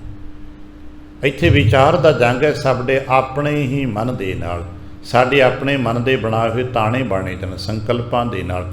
ਤੇ ਆਪਣੇ ਮਨ ਨੂੰ ਸਮਝਾ ਦਿਓ ਸਭ ਪਰਮਾਤਮਾ ਹੈ। ਕਿਹਦੇ ਨਾਲ ਲੜਦਾ ਪਿਆ, ਕਿਹਦੇ ਨਾਲ ਉਲਝਦਾ ਪਿਆ, ਕਿਹਨੂੰ ਨੀਚਾ ਦਿਖਾ ਰਿਹਾ, ਕਿਹਦਾ ਨੁਕਸਾਨ ਕਰੇਗਾ, ਕਿਹਨੂੰ ਮੰਦਾ ਬੋਲੇਗਾ, ਇਹ ਸਭ ਪਰਮਾਤਮਾ ਦਾ ਖੇਲ ਹੈ। ਆਪੇ ਹੀ ਸਭ ਆਪ ਹੈ ਪਿਆਰਾ, ਆਪੇ ਥਾਪ ਉਥਾਪੈ। ਸੰਸਾਰ 'ਚ ਹਰ ਵਕਤ ਕੁਝ ਬਣ ਰਿਹਾ ਹੈ ਤੇ ਕੁਝ ਮਿਟ ਰਿਹਾ ਹੈ। ਥਾਪ ਦਾ ਮਤਲਬ ਦਾ ਬਣਾਉਣਾ, ਉਥਾਪ ਦਾ ਮਤਲਬ ਦਾ ਮਿਟਾਉਣਾ। ਆਪੇ ਹੀ ਬਣਾਉਂਦਾ ਹੈ, ਆਪੇ ਹੀ ਮਿਟਾਉਂਦਾ ਹੈ। ਆਪੇ ਵੇਖ ਵਿਕਸਤਾ ਪਿਆਰਾ, ਕਰ ਚੋਜ ਵੇਖੈ ਪ੍ਰਭ ਆਪੈ। ਆਪੇ ਹੀ ਵੇਖਦਾ ਹੈ। ਜਦੋਂ ਕੁਝ ਥਾਪਦਾ ਹੈ ਤਦ ਵੀ ਖੁਸ਼ ਹੁੰਦਾ ਹੈ, ਜਦ ਉਥਾਪਦਾ ਹੈ ਤਾਂ ਤਦ ਵੀ ਖੁਸ਼ ਹੁੰਦਾ ਹੈ। ਅਸੀਂ ਆਮ ਸਧਾਰਨ ਜੀ ਇੱਥੇ ਨਹੀਂ ਪਹੁੰਚ ਪਾਉਂਦੇ। ਅਸੀਂ ਜਦੋਂ ਕੁਝ ਬਣਦਾ ਹੈ ਤਾਂ ਖੁਸ਼ ਹੁੰਦੇ ਹਾਂ, ਜਦੋਂ ਕੁਝ ਟੁੱਟਦਾ ਤੇ ਨਾਰਾਜ਼ ਹੁੰਦੇ ਹਾਂ। ਪਰ ਖੇਡ ਦੇ ਵਿੱਚ ਬਣਦੇ 'ਤੇ ਵੀ ਖੁਸ਼ੀ ਹੈ ਅਤੇ ਟੁੱਟਦੇ 'ਤੇ ਵੀ ਖੁਸ਼ੀ ਹੈ। ਬਚਪਨ ਦੀਆਂ ਖੇਡਾਂ ਸਾਰਿਆਂ ਖੇਡੀਆਂ, ਛੋਟੀ ਛੋਟੀ ਚੀਜ਼ਾਂ ਬਣਾਉਂਦੇ ਉਹਦੇ 'ਚ ਖੁਸ਼ੀ ਹੈ, ਉਹਨੂੰ ਤੋੜਨ 'ਚ ਵੀ ਆਪਣੇ ਖੁਸ਼ੀ ਹੁੰਦੀ। ਸ਼ਾਇਦ ਬੱਚੇ ਦਾ ਇੱਕ ਮਨੋਵਿਗਿਆਨ ਆਪਣੇ ਦੇਖਿਆ ਹੋਵੇਗਾ, ਉਹ ਕਈ ਵਾਰ ਬੱਚਾ ਚੰਗੀਆਂ ਚੀਜ਼ਾਂ ਨੂੰ ਤੋੜ ਕੇ ਖੁਸ਼ ਹੋ ਰਿਹਾ ਹੈ। ਅਸੀਂ ਕਹਿੰਦੇ ਨੈਗੇਟਿਵ ਹੈ ਜੀ, ਆਹ ਹੈ, ਤੇ ਕਈ ਪ੍ਰਕਾਰ ਦੇ ਅਸੀਂ ਉਹਦੀ ਵਿਆਖਿਆਵਾਂ ਕਰਨ ਲੱਗ ਪੈਂਦੇ ਹਾਂ। ਪਰ ਤੇ ਕਰਤੇ ਦਾ ਖੇਲ ਹੈ ਨਾ, ਉਹਨੂੰ ਜੋੜਨ 'ਚ ਵੀ ਖੁਸ਼ੀ ਮਿਲ ਰਹੀ ਹੈ, ਉਹਨੂੰ ਤੋੜਨ 'ਚ ਵੀ ਖੁਸ਼ੀ ਮਿਲ ਰਹੀ ਹੈ। ਉਹ ਨਿੱਕੇ ਨਿੱਕੇ ਖਿਡੌਣੇ ਦੇ ਦਿੰਦੇ ਆ, ਦੋ ਦੋ ਟੁਕੜੇ ਕਰ ਦਿੰਦਾ ਹੈ, ਬੜਾ ਤਾੜੀਆਂ ਵਜਾਉਂਦਾ, ਫਿਰ ਖੁਸ਼ ਹੁੰਦਾ। ਇੱਕ ਤੋਂ ਦੋ ਕਰਕੇ ਖੁਸ਼ ਹੁੰਦਾ ਹੈ, ਫਿਰ ਅਗਲਾ ਸਾਰਾ ਯਤਨ ਉਹਨੂੰ ਦੋ ਤੋਂ ਇੱਕ ਕਰਨ ਦੀ ਕੋਸ਼ਿਸ਼ ਕਰ ਰਿਹਾ ਹੁੰਦਾ। ਪਰ ਇਹ ਅਗਲਾ ਗਿਆਨ ਹੈ ਕਿ ਤੋੜਨਾ ਬੜਾ ਸੌਖਾ ਜੇ ਤੇ ਜੋੜਨਾ ਬੜਾ ਔਖਾ ਜੇ। ਤੋੜ ਤੇ ਇੱਕ ਝਟਕੇ 'ਚ ਦਿੰਦਾ ਹੈ, ਫਿਰ ਲੱਗਾ ਰਹਿੰਦਾ ਵਿਚਾਰਾ, ਜੋੜਨ 'ਚ ਜੁੜਦਾ ਤੇ ਹੈ ਨਹੀਂ, ਕਿਉਂਕਿ ਸਿਆਣਾ ਨਹੀਂ ਨਾ, ਬਾਲਕ ਹੈ, ਖੁਸ਼ ਹੋਈ ਜਾਂਦਾ। ਇਹ ਕਰਤੇ ਤੱਕ ਬਹੁਤ ਬੜੀ ਕਲਾ ਹੈ ਕਿ ਤੋੜ ਕੇ ਵੀ ਖੁਸ਼ ਹੈ ਤੇ ਜੋੜ ਕੇ ਵੀ ਖੁਸ਼ ਹੈ। ਕਰ ਚੋਜ ਵੇਖੈ, ਇਹ ਉਹਦਾ ਖੇਲ ਹੈ। ਸਭ ਜਗ ਖੇਲ ਰਚਾਇਓਨ, ਇਹ ਸਾਰਾ ਦਾ ਖੇਲ ਹੈ। ਤੇ ਫਿਰ ਅਸੀਂ ਕਿਉਂ ਉਹਨਾਂ ਦਾ ਖੇਲ ਹੀ ਖੇਲੀਏ? ਅਸੀਂ ਕਰਤਾ ਨਾ ਬਣੀਏ, ਅਸੀਂ ਮਾਲਕ ਨਾ ਬਣੀਏ। ਬਸ ਇੰਨਾ ਕੁ ਫਰਕ ਹੈ। ਜਿਸ ਦਿਨ ਸਾਡੇ ਮਨ 'ਚੋਂ ਕਰਤਾ ਹੋਣ ਦਾ ਭਾਵ ਮਿਟ ਜਾਏਗਾ, ਉਸ ਦਿਨ ਸਾਨੂੰ ਸੁੱਤੇ ਸਿੱਧ ਸੁੱਖ ਮਿਲ ਜਾਏਗਾ। ਅੱਜ ਸੰਸਾਰ 'ਚ ਆਪਾਂ ਜਿਹਨੂੰ ਤਣਾਵ ਕਹਿੰਦੇ ਨਾ, ਪਰੇਸ਼ਾਨੀ, ਤਣਾਅ ਪਤਾ ਕਿਉਂ? ਕਰਤਾ ਮੈਂ ਕਰਨਾ ਹੈ, ਮੈਂ ਇੰਤਜ਼ਾਮ ਕਰਦਾ ਹਾਂ, ਮੈਂ ਆਪਣੇ ਪਰਿਵਾਰ ਦੇ ਵਾਸਤੇ ਇੰਤਜ਼ਾਮ ਕਰਨਾ ਹੈ, ਮੈਂ ਬੱਚਿਆਂ ਦੇ ਫੀਸਾਂ ਦਾ ਇੰਤਜ਼ਾਮ ਕਰਨਾ ਹੈ, ਮੈਂ ਪੜ੍ਹਾਈ ਦਾ ਇੰਤਜ਼ਾਮ ਕਰਨਾ ਹੈ, ਮੈਂ ਮਕਾਨ ਬਣਾਉਣਾ ਹੈ, ਮੈਂ ਇੰਤਜ਼ਾਮ ਕਰਦਾ। ਉਹ ਮੈਂ ਦਾ ਤਣਾਅ ਹੈ। ਅਤੇ ਜੇ ਛੱਡ ਦਿਆਂਗੇ ਬੱਚੇ ਫਿਰ ਵੀ ਪੜ੍ਹਨੇ ਨੇ, ਇੰਤਜ਼ਾਮ ਫਿਰ ਵੀ ਹੋਣੇ ਨੇ। ਭਗਤਾਂ ਨੇ ਛੱਡ ਦਿੱਤਾ ਤਦ ਵੀ ਬੱਚੇ ਭਗਤਾਂ ਦੇ ਕੀ ਪੜ੍ਹੇ ਨਹੀਂ। ਇਹ ਗੁਰਮੁਖਾਂ ਦੇ ਬੱਚੇ ਪੜ੍ਹਦੇ ਨਹੀਂ, ਪੜ੍ਹਦੇ ਨੇ, ਸ਼ੌਕ ਨਾਲ ਪੜ੍ਹਦੇ ਨੇ, ਸਭ ਸੌਖੇ ਪੜ੍ਹਦੇ ਨੇ। ਪਰ ਉਹ ਮੈਂ ਨਹੀਂ ਕਹਿੰਦੇ, ਉਹ ਕਹਿੰਦੇ ਨੇ ਮੇਰਾ ਮੁਝ ਮੈਂ ਕਿਛ ਨਹੀਂ, ਜੋ ਕਿਛ ਹੈ ਸੋ ਤੇਰਾ, ਤੇਰਾ ਤੁਝ ਕੋ ਸੌਂਪ ਤੇ ਕਿਆ ਲਾਗੇ ਮੇਰਾ। ਹੁਣ ਕੰਮ ਕਰਨਾ ਤੇ ਕਿਵੇਂ ਕਰਨਾ? ਮਾਲਕ ਦਾ ਹੁਕਮ ਹੈ, ਕਰ ਰਹੇ। ਜਦੋਂ ਕੋਈ ਇੱਥੇ ਪਹੁੰਚ ਜਾਂਦਾ ਹੈ ਤੇ ਫਿਰ ਤਣਾਅ ਮੁੱਕ ਜਾਂਦਾ ਹੈ। ਤੇ ਜਦੋਂ ਤਣਾਅ ਮੁੱਕ ਜਾਂਦਾ, ਟੈਨਸ਼ਨ ਮੁੱਕ ਜਾਂਦੀ, ਤੇ ਸਾਰੇ ਜਾਣਦੇ ਆ ਸਾਡੀ ਜਿਹੜੀ ਕੁਆਲਿਟੀ ਹੈ ਉਹ ਠੀਕ ਹੋ ਜਾਂਦੀ ਹੈ। ਅੱਜ ਵੀ ਜਦੋਂ ਬੱਚੇ ਇਮਤਿਹਾਨ ਦੇਣ ਲਈ ਜਾ ਰਹੇ ਨੇ ਤੇ ਹਰ ਸਿਆਣੇ ਮਾਪੇ ਤੇ ਅਧਿਆਪਕ ਕੀ ਕਹਿਣ, ਬੇਟਾ ਤਣਾਅ ਨਾ ਲੈਣਾ, ਟੈਨਸ਼ਨ ਨਾ ਲੈਣਾ, ਕਿਉਂਕਿ ਸਭ ਨੂੰ ਪਤਾ ਹੈ ਕਿ ਟੈਨਸ਼ਨ ਵਿੱਚ ਯਾਦ ਕੀਤਾ ਵੀ ਭੁੱਲ ਜਾਏਗਾ। ਤੇ ਜੇ ਫ੍ਰੀ ਮਾਈਂਡ ਐਗਜ਼ਾਮ ਦੇਗਾ ਤੇ ਜੋ ਨਹੀਂ ਯਾਦ ਕੀਤਾ ਤੂੰ ਉਹਦਾ ਵੀ ਕੁਝ ਨਾ ਕੁਝ ਲਿਖ ਹੀ ਆਏਗਾ। ਬਸ ਇੰਨਾ ਕੁਛ ਨਹੀਂ ਕਿ ਘਰ ਪਰਿਵਾਰ 'ਚ ਸਾਨੂੰ ਹਰ ਰੋਜ਼ ਇਮਤਿਹਾਨ ਹੈ, ਟੈਨਸ਼ਨ ਕਿਉਂ ਲੈਂਦੇ ਆ? ਗੁਰੂ ਨਾਨਕ ਤਾਂ ਬੜਾ ਪਿਆਰਾ ਬਚਨ ਹੈ, ਨਾਨਕ ਚਿੰਤਾ ਮਤ ਕਰੋ। ਬੜਾ ਪਿਆਰਾ ਜਪੋਲਾ ਜਿਹਾ ਬਚਨ ਹੈ, ਨਾਨਕ ਚਿੰਤਾ ਮਤ ਕਰੋ। ਮਹਾਰਾਜ ਫਿਰ ਕੀ ਕਰਾਂ, ਪਰੇਸ਼ਾਨ ਆ। ਕਹਿਣ ਲੱਗੇ ਚਿੰਤਾ ਤੇ ਸਹੀ ਹੈ, ਤੈਨੂੰ ਤੇ ਚਿੰਤਾ ਲੱਗਦੀ ਹੈ ਨਾ, ਪਰ ਉਹਨੂੰ ਪਤਾ ਹੈ ਗੁਰੂ ਅੰਗਦ ਦੇਵ ਮਹਾਰਾਜ ਜੀ ਦਾ ਅਤੇ ਭਾਈ ਜੀਵਾ ਜੀ ਦਾ ਬਚਨ ਵਿਲਾਸ ਬੜਾ ਪਿਆਰਾ ਹੈ ਨਾ। ਉਹ ਕਹਿ ਲਗੇ ਮਹਾਰਾਜ ਅੱਜ ਬੜੀ ਹਨੇਰੀ ਚੱਲਦੀ, ਕਿਰਪਾ ਕਰੋ ਨਾ ਥੋੜ੍ਹਾ ਜਿਹਾ ਆਗਿਆ ਦੇ ਦਿਓ, ਹਵਾ ਰੁਕ ਜਾਏ। ਉਹਨੂੰ ਪਤਾ ਸੀ ਕਿ ਜੇ ਗੁਰੂ ਸਾਹਿਬ ਜੀ ਆਗਿਆ ਦੇਣ ਕਿ ਹਵਾ ਰੁਕ ਜਾਏਗੀ, ਕਿਉਂਕਿ ਹੁਕਮ 'ਚ ਹੈ। ਮਹਾਰਾਜ ਕਿਰਪਾ ਕਰੋ ਨਾ ਹਨੇਰੀ ਰੁਕ ਜਾਏ। ਮਹਾਰਾਜ ਕਹਿਣ ਲੱਗੇ ਕਿਉਂ, ਤੈਨੂੰ ਬੜੀ ਕਾਹਦੀ ਚਿੰਤਾ ਹੈ? ਹਾਂ ਹਵਾ ਵਗਦੀ ਹੈ, ਹਨੇਰੀ ਚੱਲਦੀ, ਤੈਨੂੰ ਕਾਹਦੀ ਚਿੰਤਾ ਹੈ? ਕਹਿਣ ਲੱਗਾ ਮਹਾਰਾਜ ਲੰਗਰ ਪਕਾਉਣਾ ਹੈ, ਪ੍ਰਸ਼ਾਦਾ ਤਿਆਰ ਕਰਨਾ, ਸ਼ਾਮ ਦਾ ਵੇਲਾ ਹੈ ਅਤੇ ਖੁੱਲ੍ਹੇ ਵਿੱਚ ਹਵਾ ਬਹੁਤ ਤੇਜ਼ ਹੈ, ਚੁੱਲ੍ਹਾ ਨਹੀਂ ਬਲਦਾ, ਭੱਠੀਆਂ ਨਹੀਂ ਬਲਦੀਆਂ, ਪ੍ਰਸ਼ਾਦਾ ਤਿਆਰ ਕਰਨਾ, ਆਪ ਜੀ ਵਾਸਤੇ ਤਿਆਰ ਪ੍ਰਸ਼ਾਦਾ। ਮਹਾਰਾਜ ਹੱਸ ਕਹਿਣ ਲੱਗੇ ਅੱਜ ਕੀ ਬਣਾਉਣਾ ਪ੍ਰਸ਼ਾਦੇ 'ਚ? ਕਹਿਣ ਲੱਗਾ ਮਹਾਰਾਜ ਖਿਚੜੀ ਬਣਾਉਣੀ, ਅੱਜ ਲੰਗਰ 'ਚ ਖਿਚੜੀ ਬਣਨੀ ਆਪ ਜੀ ਵਾਸਤੇ। ਕਹਿਣ ਲੱਗੇ ਤੂੰ ਆਪਣੀ ਖਿਚੜੀ ਦੀ ਚਿੰਤਾ ਕਰ ਰਿਹਾ? ਕਹਿਣ ਲੱਗੇ ਜੀ ਮਹਾਰਾਜ ਸੇਵਾ ਲੱਗੀ ਹੈ। ਕਹਿਣ ਲੱਗੇ ਉਹਨੂੰ ਆਪਣੀ ਖਿਚੜੀ ਚਿੰਤਾ ਹੈ, ਉਹ ਆਪਣਾ ਕੰਮ ਕਰ ਰਿਹਾ ਹੈ। ਹੁਣ ਜਦੋਂ ਵੱਡਾ ਕੰਮ ਕਰਦਾ ਤੁਸੀਂ ਛੋਟੇ ਤੋਂ ਜੋ ਮਿੰਟ ਠਹਿਰ ਜਾ। ਆਪਾਂ ਹਮੇਸ਼ਾ ਹੀ ਸੰਸਾਰ ਦਾ ਇੱਕ ਨਿਯਮ ਹੈ, ਜਦੋਂ ਸਾਡੇ ਤੋਂ ਕੋਈ ਵੱਡਾ ਵਿਅਕਤੀ ਕੰਮ ਕਰ ਰਿਹਾ ਹੁੰਦਾ ਤੇ ਛੋਟਾ ਕਹਿੰਦਾ ਕੋਈ ਤੁਸੀਂ ਕਰ ਲਓ, ਪਹਿਲਾਂ ਤੁਸੀਂ ਅੱਗੇ ਆ ਜਾਓ। ਛੋਟਾ ਆਪਣੇ ਆਪ ਪਿੱਛੇ ਕਰ ਲੈਂਦਾ। ਕੁਦਰਤ ਦਾ, ਸੰਸਾਰ ਦਾ, ਇਹ ਸਿਆਣਪ ਦਾ, ਸਮਝ ਦਾ ਨਿਯਮ ਹੈ ਕਿ ਵੱਡੇ ਨੂੰ ਰਾਹ ਦੇ ਦਿਓ, ਵੱਡੇ ਨੂੰ ਕਰ ਲੈਣ ਦਿਓ, ਛੋਟਾ ਕਹਿੰਦਾ ਬਾਅਦ 'ਚ ਕਰਾਂਗੇ। ਸਮਾਜ ਵਿੱਚ ਇਹ ਸਮਝਾਇਆ ਜਾਂਦਾ ਹੈ ਵੱਡਿਆਂ ਨੂੰ ਰਾਹ ਦੇ ਦਿਓ, ਵੱਡੇ ਬੋਲਦੇ ਉਹਨੂੰ ਸੁਣ ਲਓ, ਵੱਡੇ ਕੰਮ ਕਰਦੇ ਨੂੰ ਕਰ ਲੈਣ ਦਿਓ, ਤੁਸੀਂ ਬਾਅਦ 'ਚ ਕਰਿਓ। ਕਹਿ ਲੱਗੇ ਉਹਨੂੰ ਆਪਣਾ ਕੰਮ ਕਰ ਲੈਣ ਦੇ, ਤੂੰ ਬਾਅਦ ਵਿੱਚ ਕਰ ਲਈ। ਚਿੰਤਾ ਤੇਰੀ ਵੀ ਜਾਇਜ਼ ਹੈ, ਚਿੰਤਾ ਉਹਦੀ ਵੀ ਜਾਇਜ਼ ਹੈ, ਪਰ ਤੂੰ ਇੰਨੀ ਚਿੰਤਾ ਕਿਉਂ ਕਰਦਾ ਹੈ? ਉਹਨੂੰ ਪਤਾ ਨਾ ਤੇਰੀ ਖਿਚੜੀ ਬਣਨੀ ਹੈ, ਨਾ ਬਣਾ ਦੇਗਾ।